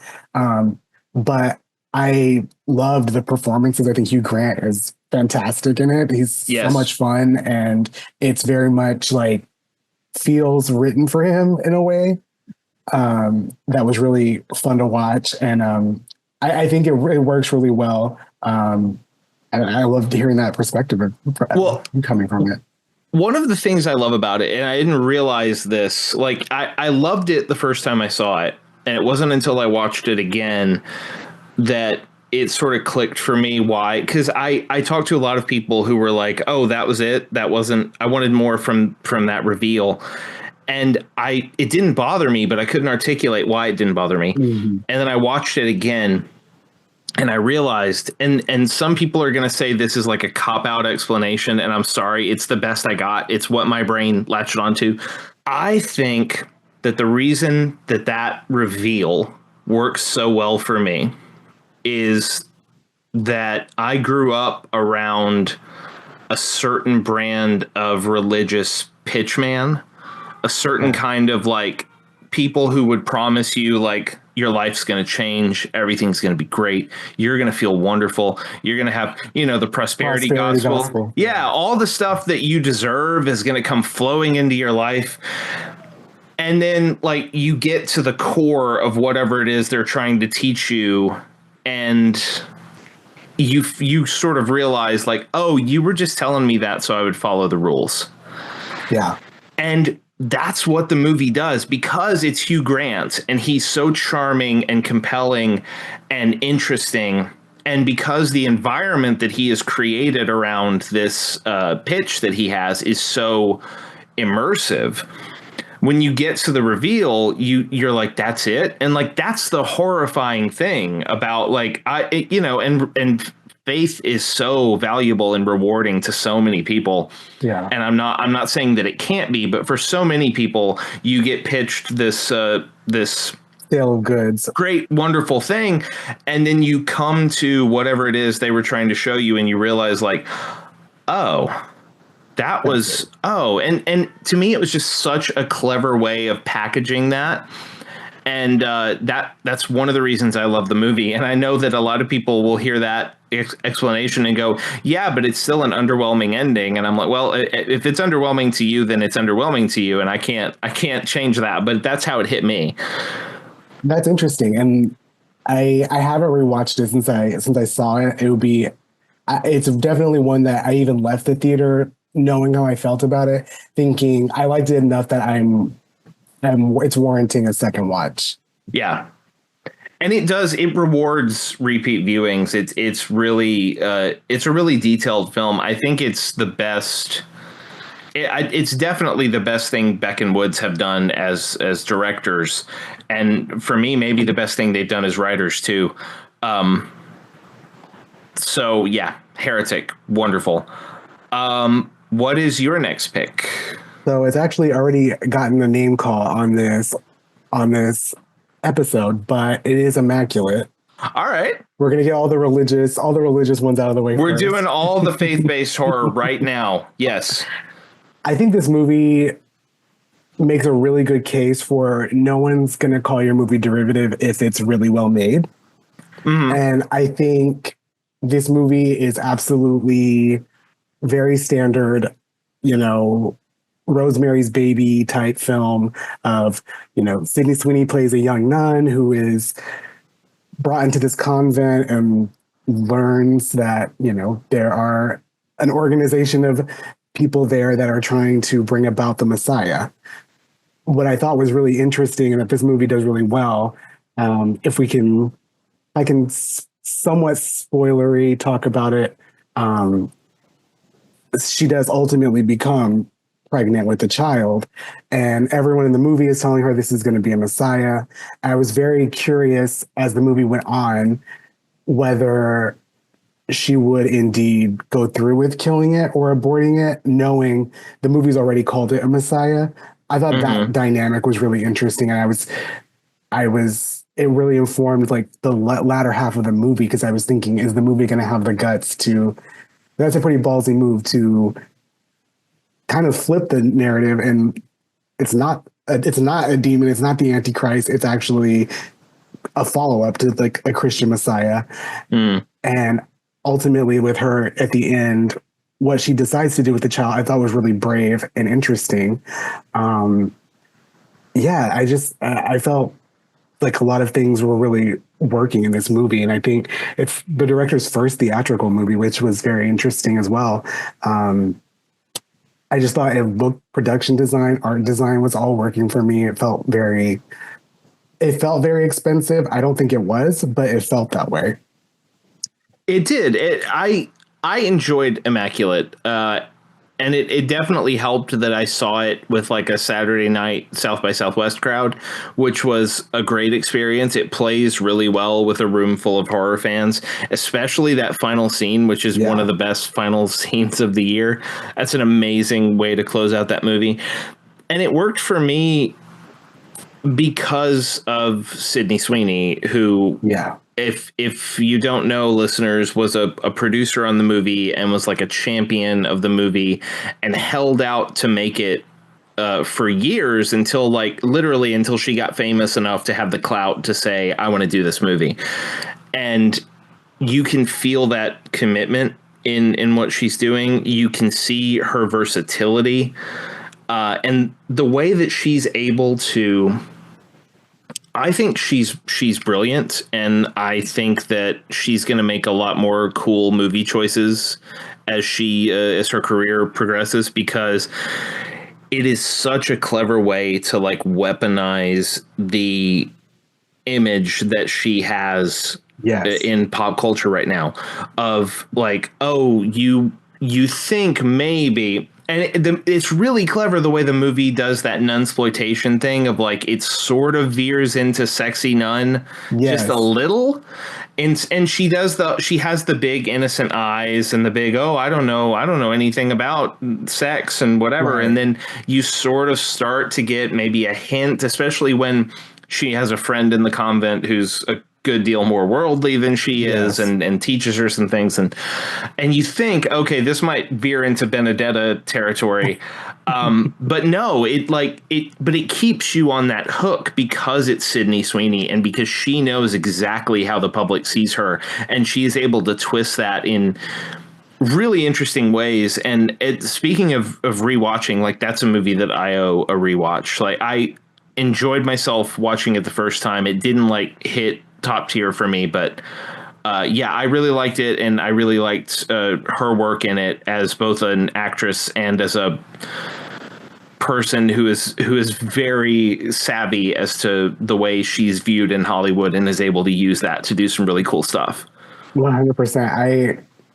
I almost went into the movie kind of thinking it was going to be bad just because I was like thinking Sydney Sweeney as a nun. Yeah. That could easily be like all the things we just talked about. Yeah. And it wasn't. And I think it'll be really interesting to see how she plays against what I would imagine Hollywood wants her to be. Yeah, it'll be interesting to see. Yes. So we're veering out of religious horror now. Yeah, I'm trying to see if I don't think I have any more religious horror on my list, but this is another one that is competing for best of the year territory. And it's interesting because I never doubted it being a horror film, but I talked to so many people who are like, it's not really a horror film though, is it? And I'm like, no, I think it is. And I saw the TV Glow. Absolutely. On my list as well. Which is, I was a huge fan of We're All Going to the World's Fair, which was Jane Schoenbrun's previous movie. And this felt like a maturation of those ideas on top of other ideas, on top of other ideas. It is such a textured, rich movie. And it's so emotionally satisfying and so beautiful and so strange. And I think I could rewatch that movie forever and not get tired of the layers. And just to settle the whole is it horror or not debate, like, first of all, it is. Like, it just is. Absolutely. But second of all, those two crescent moon headed guys dancing around in the pink opaque, you're never going to convince me it's not a horror film because those guys are in it. But anyway, you tell me how you came to I Saw the TV Glow. First, I want to say I'm really happy that it exists. I'm glad that we got a vaporwave movie in 2024 because that is what this is. You can turn it on and a can of Arizona iced tea just like appears in your hand. Yes. Downloading MP3s off Mediafire. It's so much fun to like be in. It's such a world that is created, and just the colors and the sounds, and Alex G did the score, and it's really a fantastic score. And I think, to go back to what you were saying about I've had the same discussion about whether or not it's horror. And my take is that the things about it that are scary are not necessarily things we see on screen, but they're the ideas in it. And I think if we want to get into it, we can, it feels very, as you know, and I don't think either of us are the first person to say it, it's very queer film. And I think it does a really good job of presenting this story of the main character. I think his name is Owen. It's not ever explicitly said, but he feels not at home in his body. And it really does a good job of placing you in his point of view of feeling like outside reality doesn't match inside reality. And I think the most horrific element of this movie is towards the end. The ending is one of the darker endings I've seen in any movie this year, because ultimately, and it's not really a spoiler because really this movie is kind of more about the emotions than the plot. I would say the ending, when the character of Owen, he feels pressured into staying as he is and remaining in his beliefs of what he was raised with. And that's reality for a lot of queer people who haven't been able to come out and haven't been able to live the lives that they want to, or a life that they've dreamed of. And for the movie to end in that way is so like, it was a little bit shocking when I saw it, and I felt very upset in a way I didn't really understand why after I saw it. But it stayed with me, and it's beautiful and ugly and scary and happy. It's a lot of things. And it has a certain element, like there is a darkness to what happens to him, but it still has like from the very beginning, it's literally written in chalk on the street, the message, there is still time. Yeah. Which I think is a beautiful sentiment to sort of cling to in all the darkness. And speaking of that character, like two of my favorite performances of the year in any film in any genre, Justice Smith and Bridget Lundy Payne, they are phenomenal in this movie. And it is, if you have ever, whether you're queer or not, if you have ever felt like I feel more at home in this fictional world than I do in my real one, like, this is a movie for you. Yeah. And it really, like, it transcends, like, it's one of my favorite movies of the year. And again, it's one of those movies that, I mean, like you said, it does take me back to when I was adjusting the rabbit ears on my crappy bedroom TV so that I could watch Buffy, you know, and then finding out that Buffy changed stations and realizing that my rabbit ears picked up the WB but not UPN. I don't know how long it took me to see season 6 of Buffy. Anyway, I digress. Today's kids would never understand. Today's kids would never understand. We used to have to, there were these two metal rods on top of our TV, and we had to turn them a certain way and sometimes clamp foil on top of them to make them work better. Anyway, so it hits me in that sense of, like, you know, being 14 years old and not really feeling comfortable about anything. Yeah. But it's one of those movies that I think Jane has this way with their movies of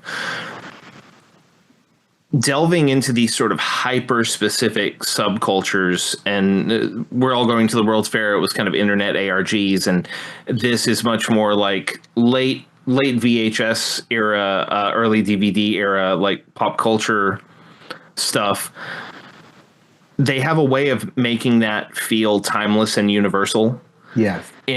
In a way that it'll hit you if you came up in that era of pop culture, it will hit you. But if you are 14 years old right now and just, like, looking for a film that'll connect with you, like, it's one of those movies that's magical.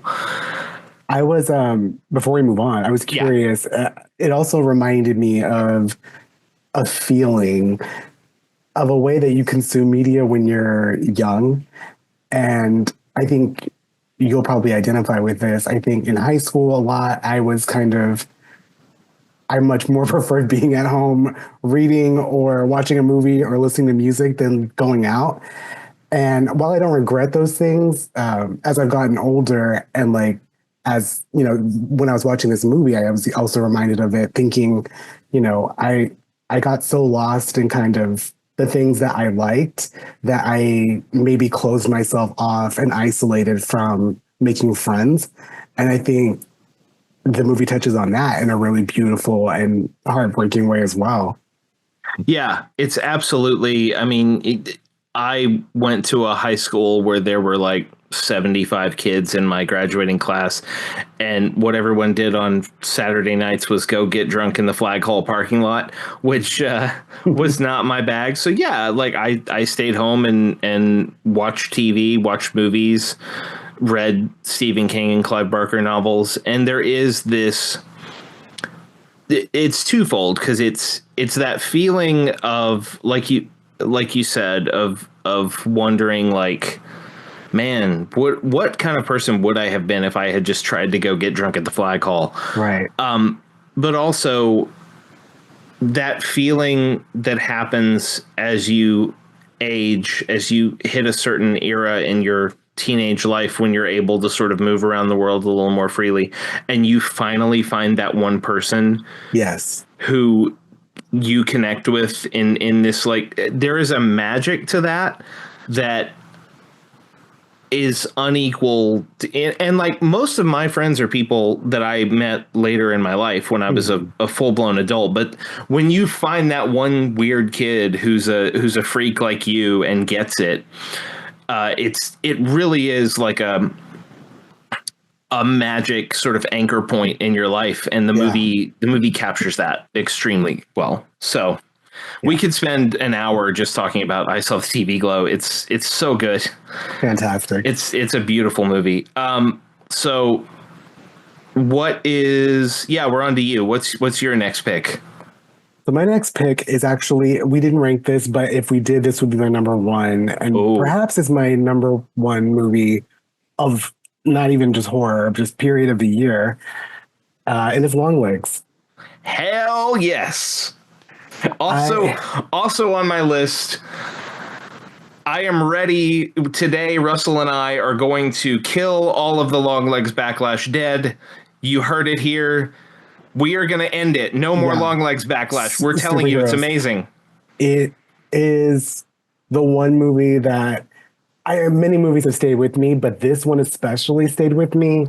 I don't really know what it is about the like atmosphere of this film, but it's so kind of weirdly comforting. There's this dreamlike sleepiness to it, but then there's also this kind of undercurrent of like constant foreboding. And when I've talked about this movie to other people, I've compared it against something like Hereditary, which I think is a fantastic movie, but I never really want to watch it just because it's so overwhelmingly bleak and so tense. This has a little bit of that, but I think it's like really calibrated really well. And it feels like fully just kind of like something spooky you would like put on before bed, and it has like a very sleepy, dreamy quality to it. I don't fully know how to explain it, but I just think it looks fantastic. It sounds fantastic. It's just filled with so many memorable, bizarre images that have stayed with me since it came out. Oz Perkins is so wonderful. He is one of our best like tone poem horror filmmakers. Yeah. And if you look at any of his previous, particularly Gretel and Hansel, which I love so much, the Goth Cottagecore masterpiece, Gretel and Hansel, he is so good at just sort of creating that slow burn, like something here is a little wrong. Yeah. Like the way that when I reviewed it for the AV Club, I wrote about how so much of horror storytelling is about showing you an ordinary thing and then twisting it somehow. So, it's, oh, she's just a nice babysitter going about her day, but oh, wait, there's a masked guy with a butcher knife. Right.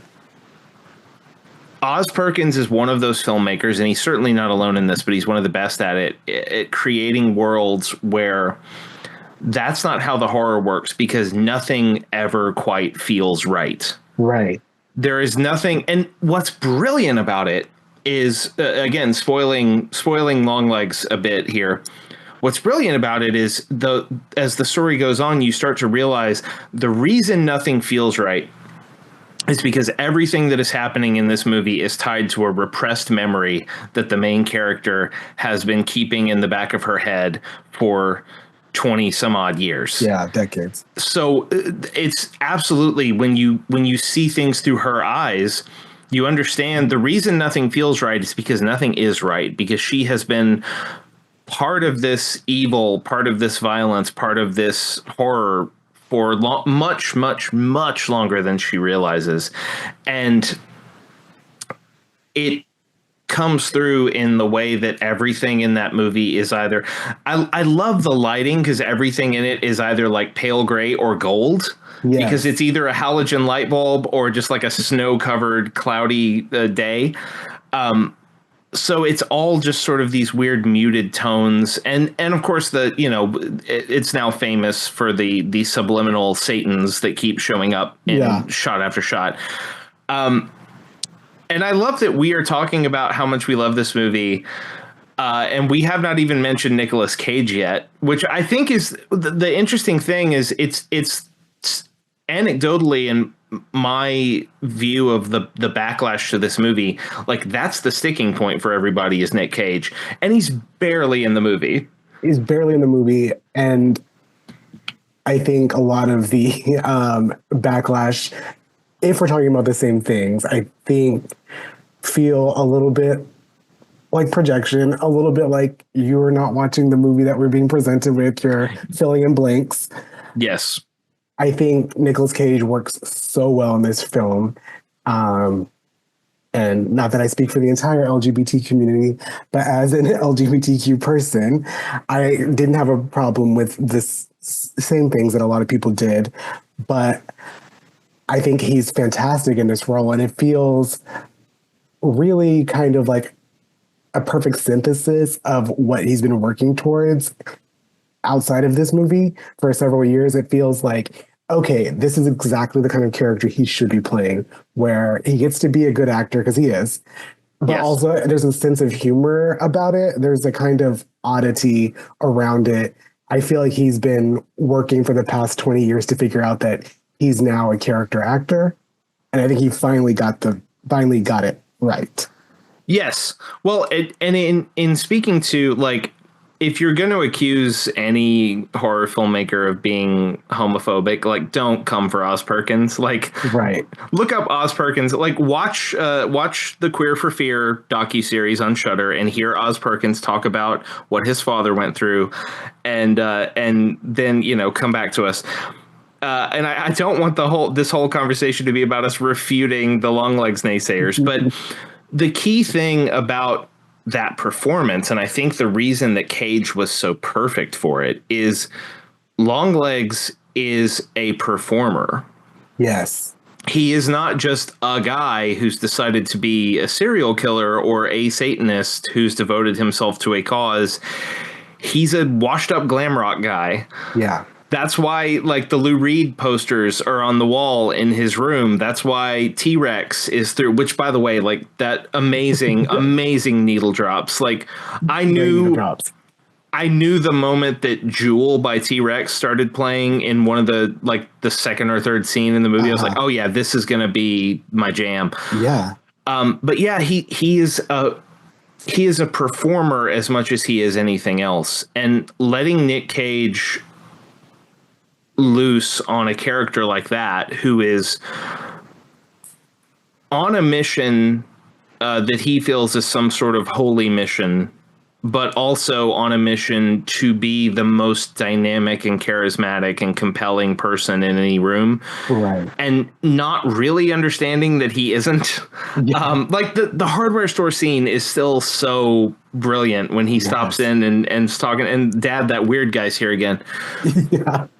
It's such a wonderful distillation of, like, who that guy is, and Cage gets it so well. And of course, Maika Monroe, I think her best work yet. Yeah. And I've seen all of her stuff at this point. I specifically went back when Longlegs came out and looked at films that I hadn't seen. She just keeps getting better as not just as a horror actress, but as an actress in general. Like, she knows exactly what she's doing. And it's weird that you say, but I mean, it's similar to the way that when I was like 15 years old, I would put Silence of the Lambs on all the time in the background, just because I liked the way it felt, and it didn't really have anything to do with the violence or the death or anything like that. It was just sort of, it was a vibe. And Longlegs is a vibe. It has that. I got the Blu-ray for Christmas, and I can't wait to, like, throw it on one day while I'm working on something else and just let it move through the room with me. Yeah. Longlegs, brilliant movie. I don't know if it contends for my top spot, but it's up there. I love it. I love it a lot. Yeah. The final thing I'll say about Longlegs, I think where it really succeeds and why I think it is actually scary is it plays a lot with just bizarreness, which can be scary if placed correctly. Like I'm thinking specifically the opening scene. It kind of just hits you upside the head and then goes to title credits. Yeah. And you're just thinking, what the hell is going on? And it's like, it was fantastic. Yeah. It's just so many unexpected things in unexpected places. Really, just, you can't ever feel like you're safe. Yes, it is that kind of film. Speaking of movies that are vibes, my next one, and I acknowledge that it's a hyper specific vibe that not everyone felt, but I absolutely adore Late Night with the Devil. Okay. I liked it. I liked it. I'm interested to hear you talk about it. So I have a fascination with that kind of TV production anyway, especially as it relates to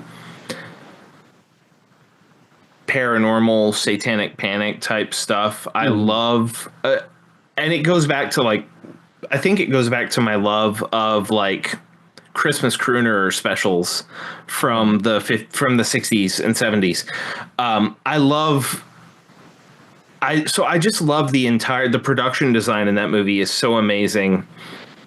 And while I acknowledge that the behind the scenes stuff in it, like the stuff where they show you commercial breaks and they present it as like, oh, this is documentary footage. Oh, yeah.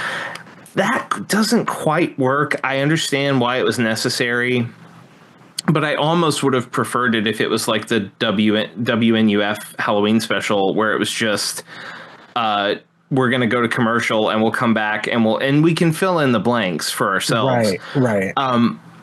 I think David Dastmalchian is incredible in it. I think it's so good. And I know there was some controversy about generative AI being used in some of the bumper images.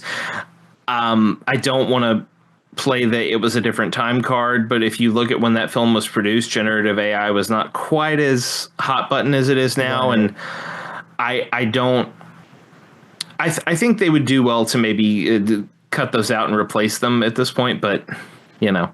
And it's like a little bit, I felt like with that, it was a little bit like there are bigger people to knock for using this or promoting this than kind of an indie film. Yeah, especially when you like it was those images were made like years before the movie actually got released. So right. Anyway, that's a whole discussion for another time. And it's a whole discussion in and of itself, rather. Yeah. But I was so taken with the concept, and that's another thing is I really love a high concept horror movie. I love when you can pitch me like, okay, it's a 1970s live TV show where there's an actual demon being exorcised live on air. I'm in. TV. I'm in. Give it to me. That is a movie too that is a vibe for me that I can just throw on and go like, oh, I just like watching night owls. You know, I like I would watch this show whether there was a demon on it or not. If it was just something that it feels like something that I could find on YouTube. Yes, and I love that about it. Yeah, I had a lot of fun with it. I feel a little bit of the same way, like what we were talking with Heretic, where I was kind of just wanting just a little bit more, but what was there I really liked. And I feel like I people that I've talked to about this movie tend to actually, it feels like it's not that well received, just based on what I've talked about with people. But I think it's pretty good. And I'm like very interested to see what the director does next. Yes. I don't know. All my like weird horror nerd friends who saw it before me, which I was mad about. They seem to love it, and it does feel like a movie that sort of it had a lot of hype when it was being released, and then it just sort of fizzled. Yeah. But it's gonna stick around. I hope. I will definitely be going back to it and talking about it, and I will be very interested as someone acknowledging that I like it for the sort of vibe it creates. I will be very interested to look at it in like 5 years and see if that still works for me or not. But the first time I saw it, man, banger. I did really, really like the ending. Yes. Yeah. Yes. Anyway. So what is next on your list? I have a feeling we're getting to a big one. This one is a controversial one. Oh, okay. So I'll start by saying I get a lot of the complaints about this movie, and it is Maxine. Okay, yeah. If I'm being honest, it probably is the weakest of the X trilogy. Yeah. That said, it's the one I enjoyed watching the most. What I will say, like the parts of it that really worked for me worked. I get parts of it don't. Most of it is the script. I think needed another pass, but I really enjoyed the world that is created in this film. It's a little bit like, if not conjuring images of Los Angeles in the 80s, it at least feels like movies from that time period. Yes. It very much reminded me of like Pretty Woman, the way that LA looked. So it felt very authentic and lived in. And obviously Mia Goth is great in everything. I just really enjoyed what they did with the character. I loved Elizabeth Debicki as this artsy Australian director who's taking a chance with this like horror sequel. And I thought the choice of having Maxine's director be a woman was really interesting as well, and kind of eliminated what I think would have been some less interesting and kind of well-trod things if it had been a man. And it presented different dynamics with it being a woman, and it being Elizabeth Debicki is like cherry on top. Yeah, I really, really like. It's not on my list, but I really liked Maxine, and I do think, yeah, it's not as good as X or Pearl. X will always be like the special one of that trilogy for me, because I love the gritty 70s horror vibe that it throws at you. But I think that, and this is something that we have discussed a lot. I say we, I mean like people I follow and myself, that has come up a lot with horror cinema this year. And it came up a lot with Lisa Frankenstein too, which is a not on my list, but a film I love a lot. I think is a little more comedy than horror. So, you know, is that you sort of have to understand the context that a movie is hitting you with. And that doesn't mean you have to go into a movie with an encyclopedic knowledge of film. It helps when you're watching a Ty West movie, but I think you have to understand. I think you have to take it on good faith that the movie is trying to present to you a very specific tone and texture.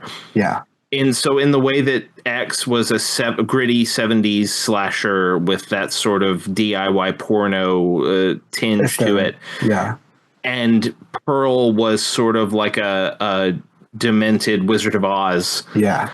Maxine is very much like, this is a trashy slasher movie that someone made for $50,000 in 1984. And we all forgot about it. And we all forgot about it. And yeah, that is the vibe. And people got so upset with like, oh, really? That's the answer to who's killing people? It's really that simple? It really just ties all back to X? And like, first of all, yes, it does, because they're part of the same story. But second of all, that is exactly the way that movie it reaches its climax at the Hollywood sign, for one thing, and also reveals the way that the killer is operating and what that all means. That is absolutely a blueprint thing that you would have found in a slasher movie in the first half of the 80s. It is such a note perfect reconstruction of that. Why, and everyone was like, the ending felt rushed, and I'm like, if you watch all those slasher movies, the endings always feel rushed. That is when they ran out of money and were just trying to get it done. Very giallo in that sense. Yes. And I love it in that way. I love how true it feels to that vibe. And I get that it doesn't work for everybody, but you have Mia Goth, you have Elizabeth Debicki, you have Kevin Bacon as a sleazy private investigator guy. Yeah, even for the movie he's in, it's a cartoonish performance, and I love it. Yeah. Like he is just absolutely, he understood the assignment and went for it, and it's great. And I love all of the sort of nods to, like, if Pearl is the story of a girl with her face pressed up against the screen looking in at Hollywood, then Maxine is the girl who's gone through the screen and is on the other side of it and sees that it's kind of dirty back there. Yeah. And doesn't necessarily like, and I love the bit where she goes to the psycho house and there's a whole, I remember, by the way, when the trailer came out and they revealed that she goes to the psycho house and everyone was like, oh God, is it a crossover? And I'm like, no, the psycho house is just a set on a backlot. It has been there for almost ever. It's been there for 60 years. Everyone knows that it's there, just, which is part of what I mean with the whole, like, you have to operate on a level that you need to understand this movie is trying to present something to you in good faith. And when you have a filmmaker like Ty West, who, yes, works really fast and does a lot of it himself, and sometimes that can get him in trouble. And I do think that Maxine is one of those examples of he was doing too much too fast all by himself. With Mia Goth's help. Mia Goth did co-write this, but they were very clearly like, okay, now we're gonna fire off this trilogy so fast. We're gonna do it. I do think it could have been a little more thoughtful. Yeah, it could have been a little more layered, but I had so much fun watching it, so I don't mind it at all. And now I am going to bring up the giant undead Bill Skarsgård in the room and say that Nosferatu is on my list. Yeah, absolutely on my list as well. It is. We have officially made it on Blue Sky. The film section of Blue Sky has officially made it because a Robert Eggers movie came out and it's either a masterpiece or complete garbage. And there is no middle ground on Film Sky as to what's happening. And granted, like I think you and I are both kind of in the tank for Eggers. Like I remember seeing The Lighthouse with you, and we both loved that. The Northman is not a horror movie, but The Northman is still one of the raddest movies I've ever seen. Really, really good. Everything anyone says in The Northman is the hardest thing anyone has ever said, and it is then topped by the next thing that someone else says. So we're both Eggers fans, and I do get that a lot of people tend to label him as like a very methodical but sort of emotionally distant filmmaker.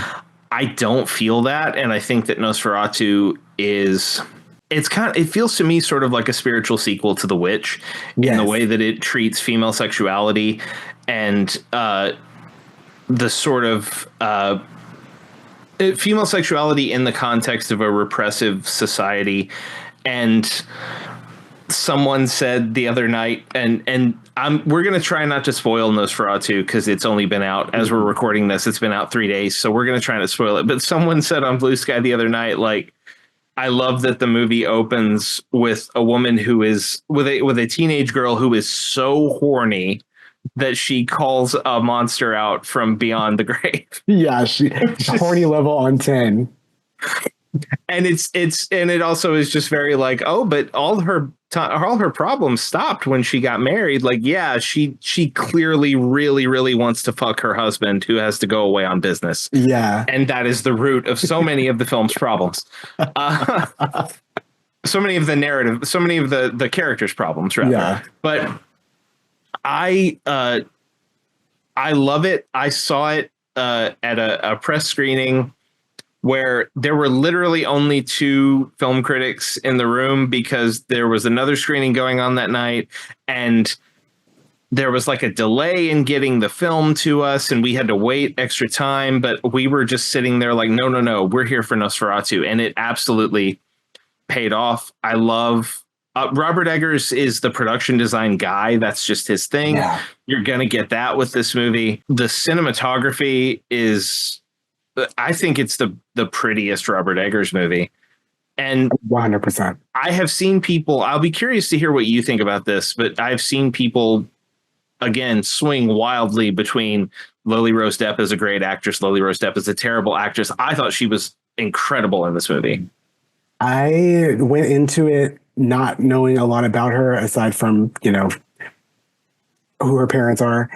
I was prepared to not love her performance, but immediately kind of shut down any doubts I had. The dedication that she gives to this role, and it's a very important role. The whole movie like hinges on it, really. She sells it. and she's doing such kind of ugly, unpleasant things in this movie and devoting herself and her body so fully to them.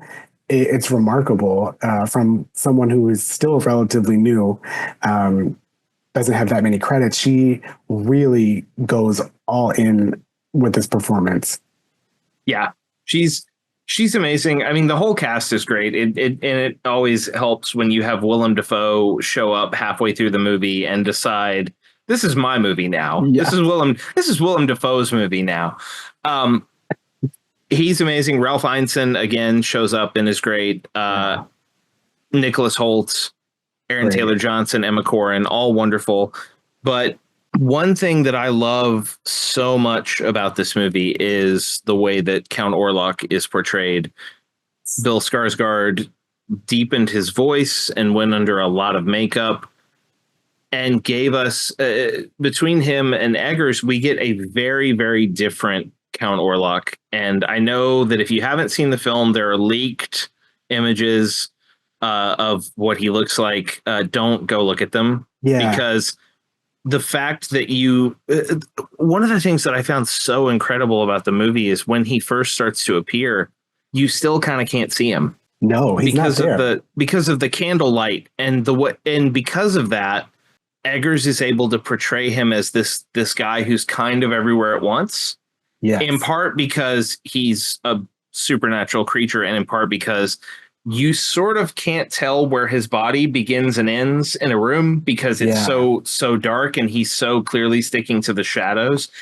And it is just a wonderful way to do it and to subvert the original, which is like, whether you've seen the 1922 Nosferatu or not, you know what that dude looks like. Because like he was on SpongeBob, for crying out loud. He's been everywhere. You know what that dude looks like. Right. And so many movies have homaged that look. Like it's Salem's Lot, Last Voyage of the Demeter. All of it has sort of paid homage to that sort of bald rat-like thing. Entity that we're used to. Yeah, and this movie is much more like, no, he's a dead nobleman from Transylvania. He looks like a dead nobleman from Transylvania.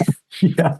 And I love it. I can't say enough about how swept away I was by that movie.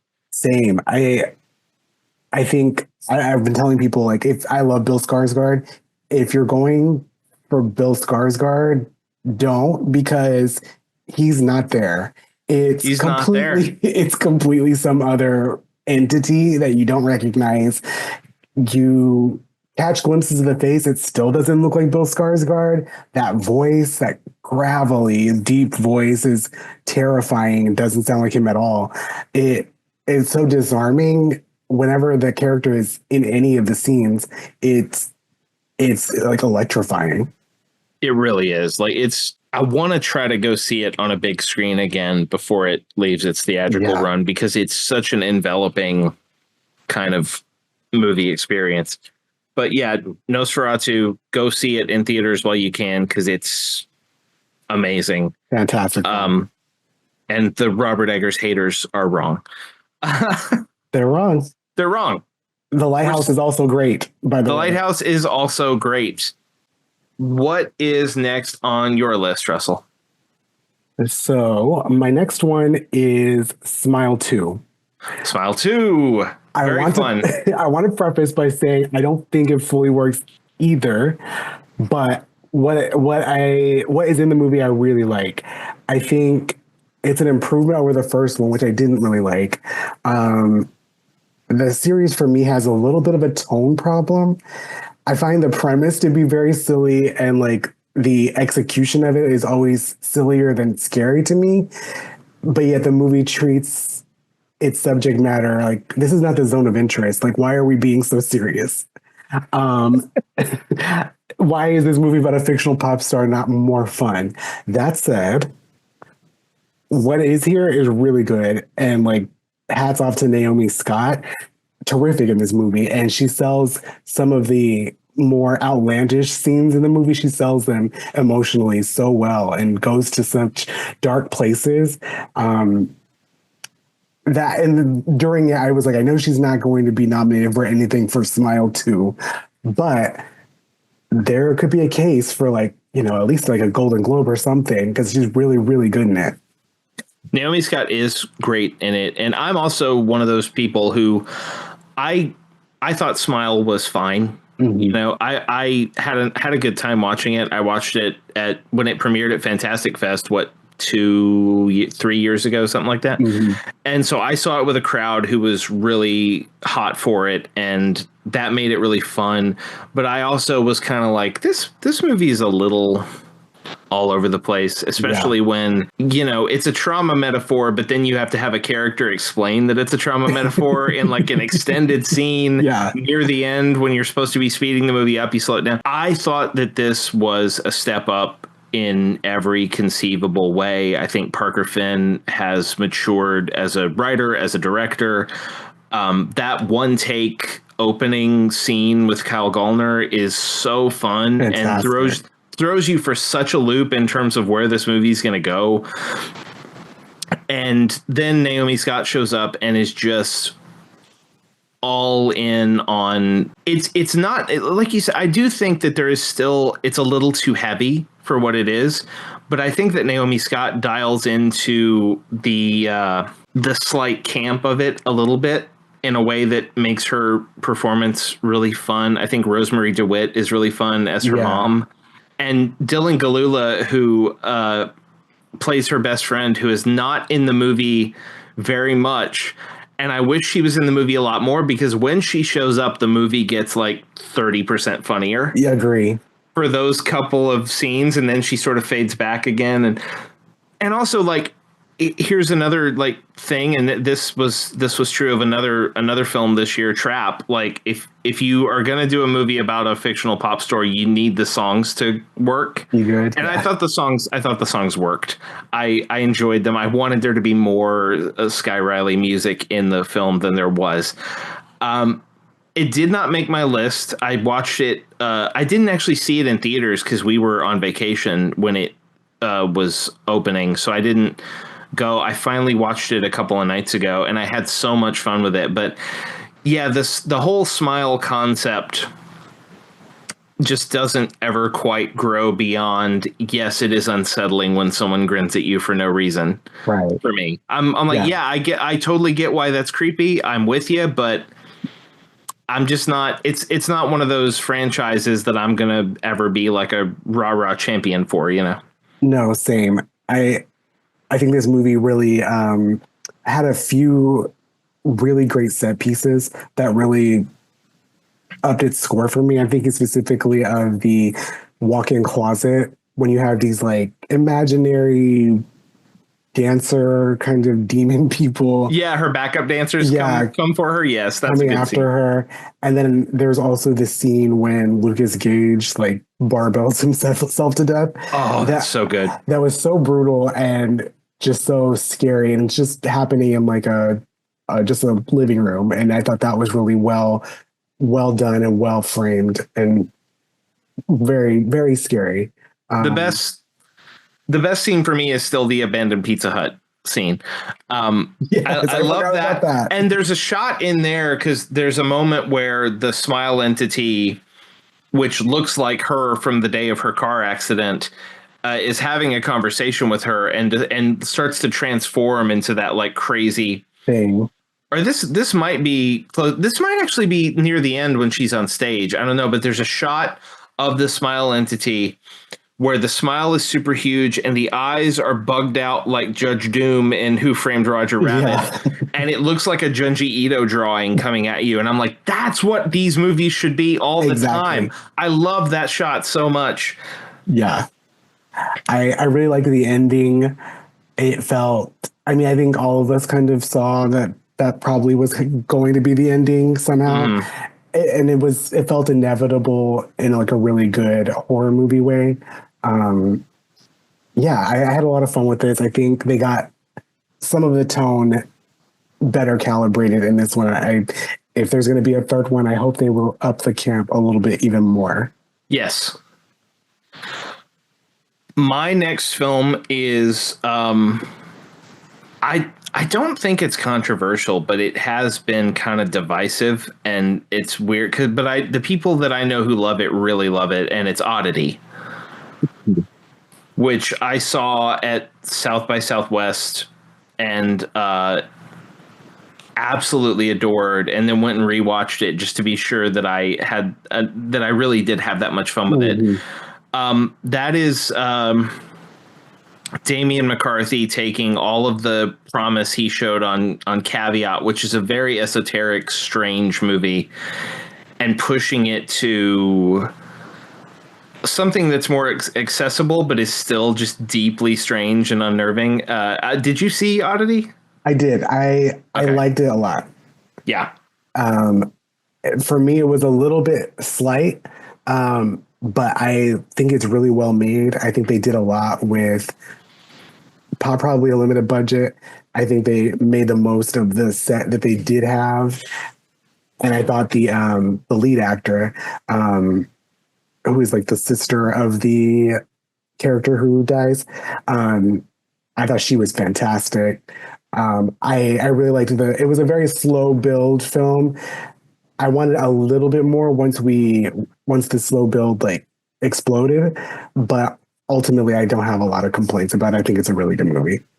Yeah, Carolyn Bracken is the name of the actress who plays both sisters. She plays the twins, and that's right. Yeah. I loved the bizarre sense of humor of the movie, like when the girlfriend comes out and the Oddity, the mannequin, is sitting at the table, and she says, "Why did you take it out of the box?" And the woman just looks at her and goes, "I didn't." And no one ever like addresses that again. It just sort of is like, you're so weird, and they just move on with the film. And it also features my single favorite jump scare of any movie this year, which is in the flashback scene where the sister who dies it's the night that she's going to be murdered, and she realizes that she has set up this camera to maybe capture ghosts that is taking these periodic photos, and realizes she can check the camera to see if someone actually came in her house. Yeah. And she's scrolling through the photos, and she sees that masked face looking at the camera with his head tilted. Oh, scary. Oh my God. Just popcorn on the ceiling at that moment. And it's one of those, the true test of a good jump scare is if you can watch it again, knowing that it's there and it still gets you. And oh man, got me the second time too. And Oddity is just such a it does not attempt to be more than what it is. It is just this wonderful, strange, sort of haunted house, sort of cursed object horror story with a really black-hearted sense of humor. And I love it so much. No, it's really good. So what's next on your list? Next for me would be The Substance. The Substance, also on my list. Brilliant movie. Brilliant movie. It could have been my number one on a different day. I just think probably for me, the like most fresh, most innovative film of the year. I think the way that Coralie Farja, the way she frames and films everything that's like disgusting in this movie is so fun and so gross. And like, I had so much fun watching the film and also watching other people watch it. Because just so many images. I'm thinking of like Dennis Quaid eating these like disgusting bowls of shrimp. It's just going to be like burned in my head for the rest of my life. I really admired how ugly and grotesque this film dares itself to be. It felt really revolutionary in that sense, especially for a film starring women and directed by women and about women. Yes. It's one of those movies, and I don't know, I'm having trouble thinking of a comparison right now, but you hear the premise, and when you see the trailer, you kind of know the plot, but the plot is almost secondary to what it's doing in terms of character and in terms of environment, because the production design is also just absolutely incredible. Every set is its own little combination of Kubrickian and Cronenbergian nightmare. But you sort of, where it's going, like, oh, I'm going to give you this magical thing that will make you young again, but don't break the rules. And you're like, of course they're going to break the rules, and it's going to go wrong, and it's going to be gross. Yeah. But even knowing the sort of rhythm of that can't really prepare you for what they do and where they take it, and how, like you said, grotesque it gets. For whether we're talking about Demi Moore binge eating a whole turkey in her luxury apartment because she's so upset, or the end with Monstro Elizasu, which I still think about her, like, sort of pleading to that audience of like, no, don't you understand? It's me. Like, it's so. It hit me so. It's not a movie you would think as being like something that hits you in the heart, but it absolutely hits you in the heart, because it does play with that sense of self thing that and that's what's brilliant to me about it, is it throws all of the expected, like, we're going to skewer Hollywood beauty standards with this, and they do, and it works, but it's also just about that feeling of aging and not really knowing who you are anymore. Yeah. And filtering that through the way other people see you and how damaging that can be. And that's something that everyone gets at some point or another. And I think that's what put it over the top.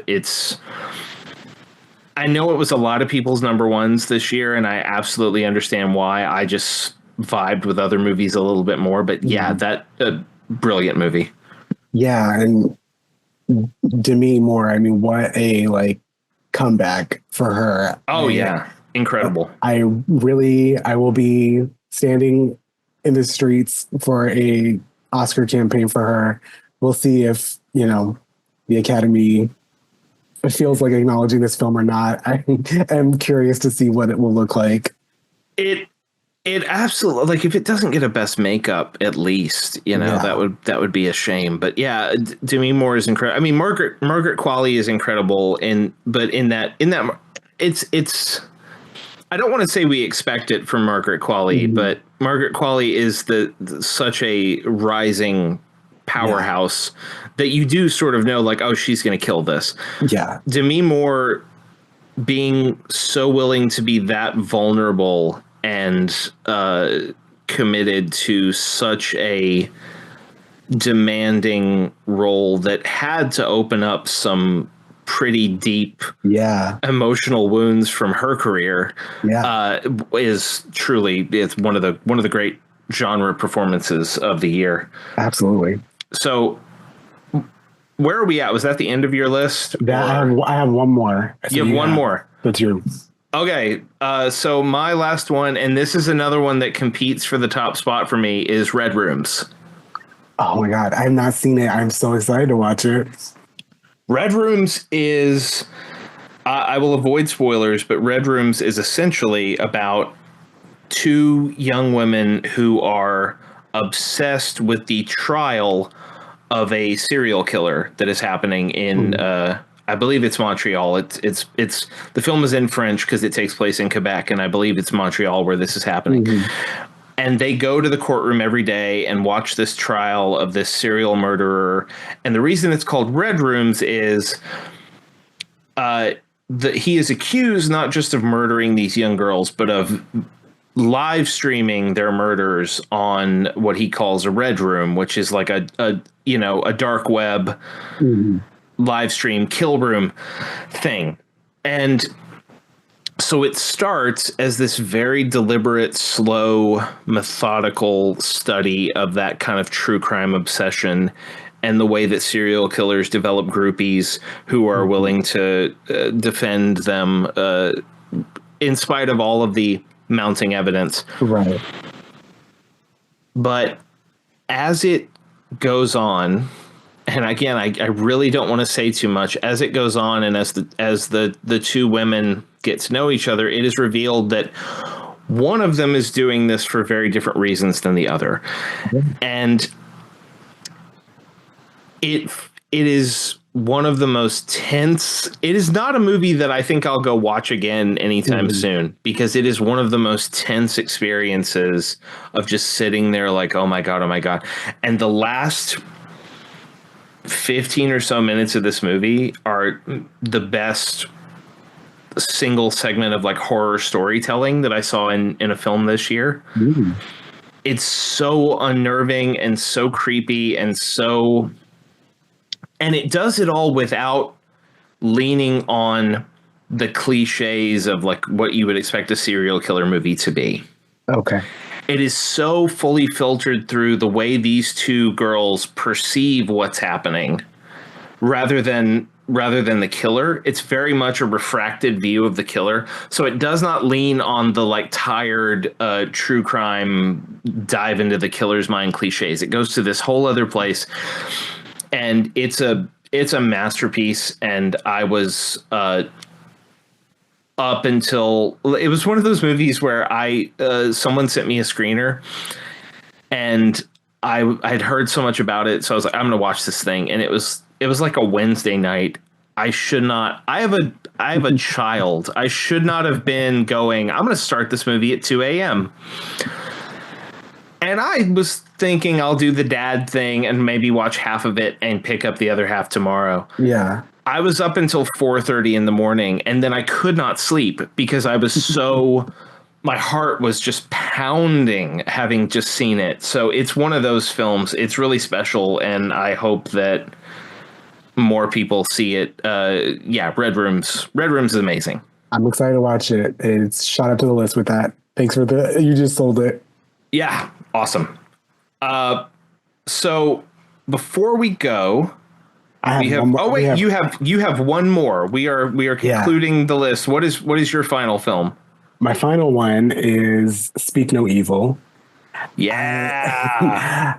I went into it already a little bit annoyed because I had seen the trailer 500,000 times before it came out, but then was like very pleasantly surprised at how good it was.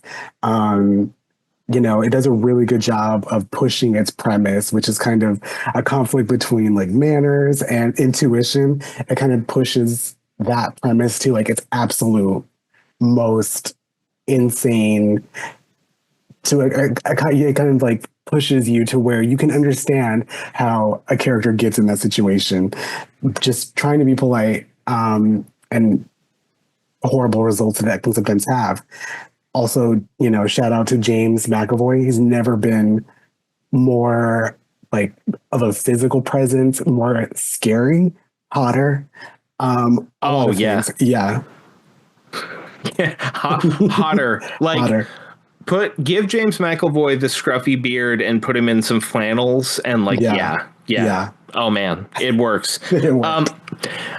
Had you seen the original, the Danish Dutch production?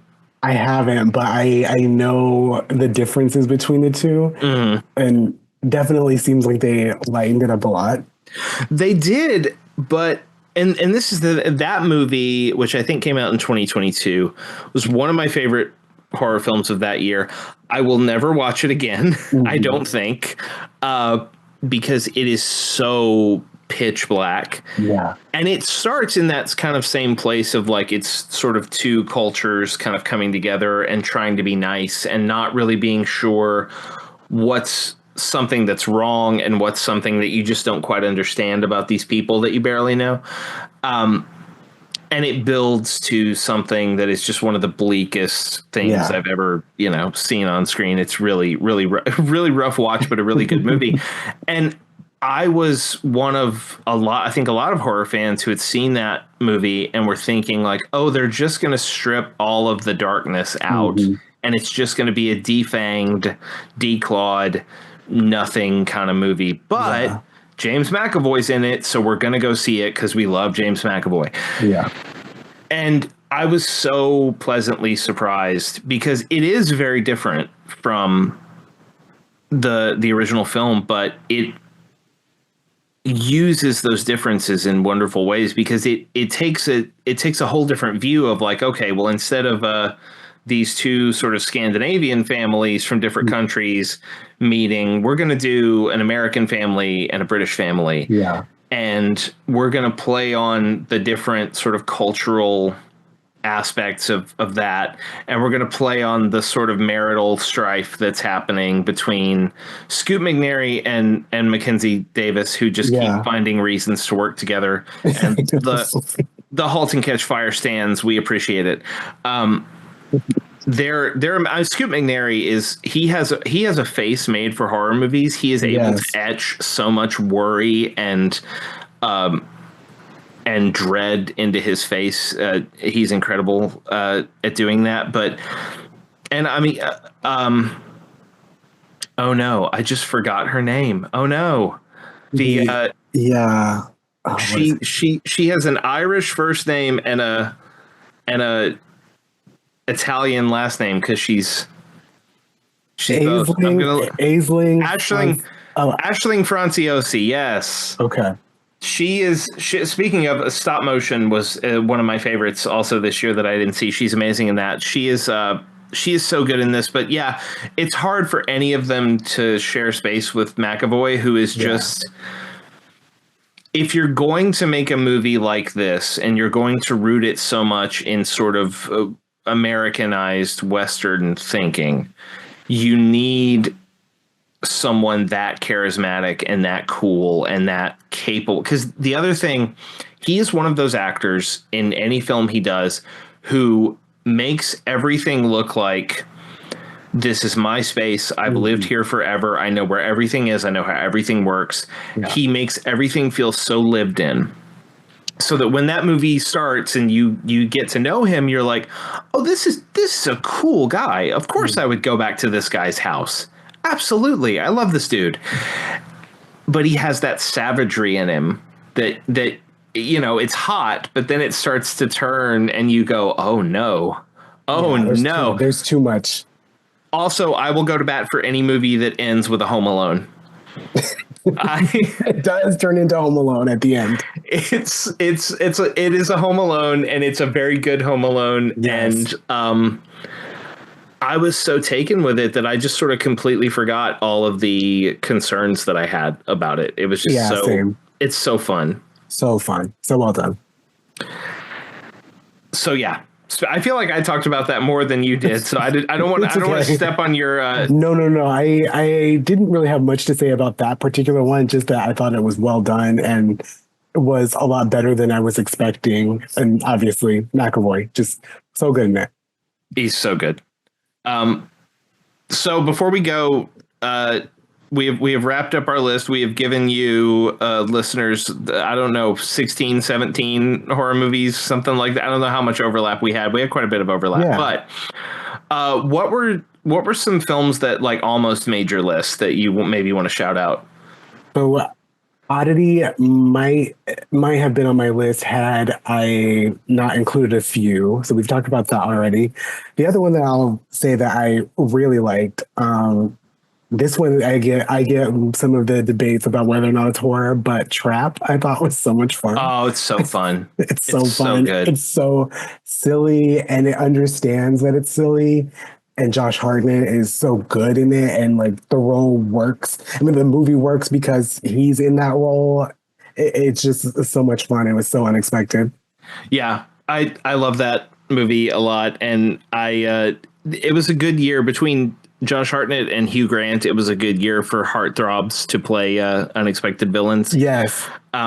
Yeah, love that movie. I will also add. I have a whole list. I just want to say that A Quiet Place Day One, I went into that with zero expectations, and that turned out to be a fantastic movie. Yeah, I like that. In a Violent Nature was a wonderful slasher that had one of the most unsettling endings that I can remember seeing. Yes. I also really want to make sure to shout out Abigail. Okay. I haven't watched that yet. So you did like Abigail.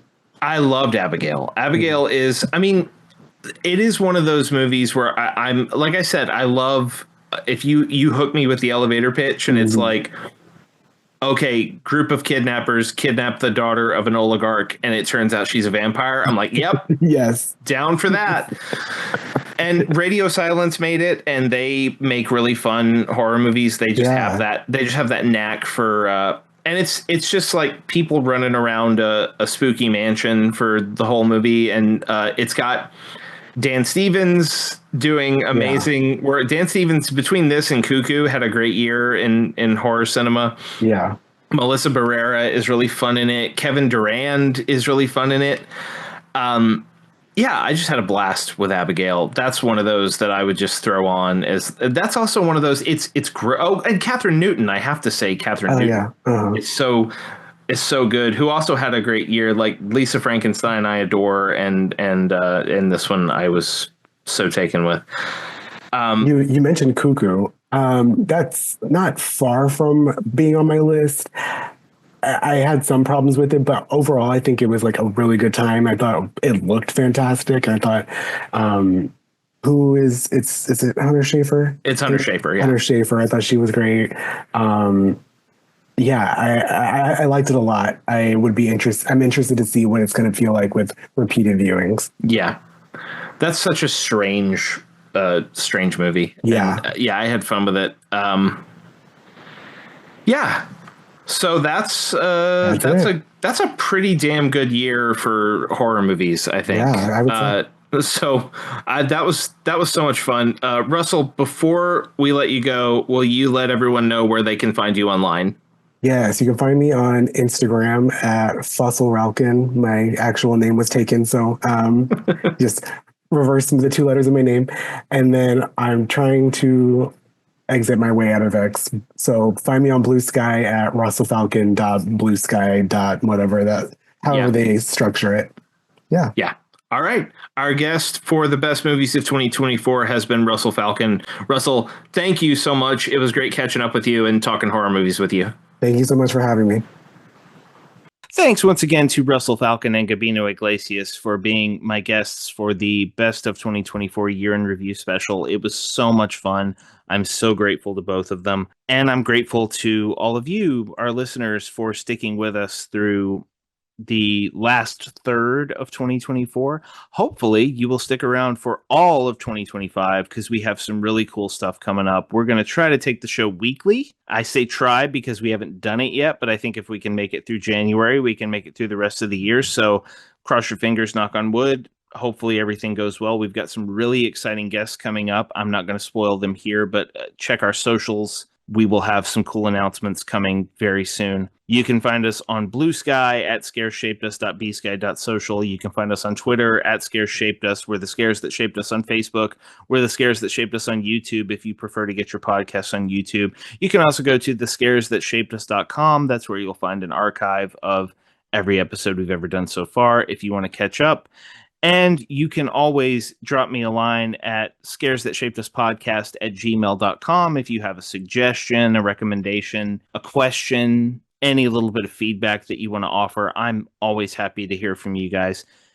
And that's it for me this week. We will be back next week, January 8th, with a brand new episode. Until then, I am Matthew Jackson, and you've been listening to The Scares That Shaped Us.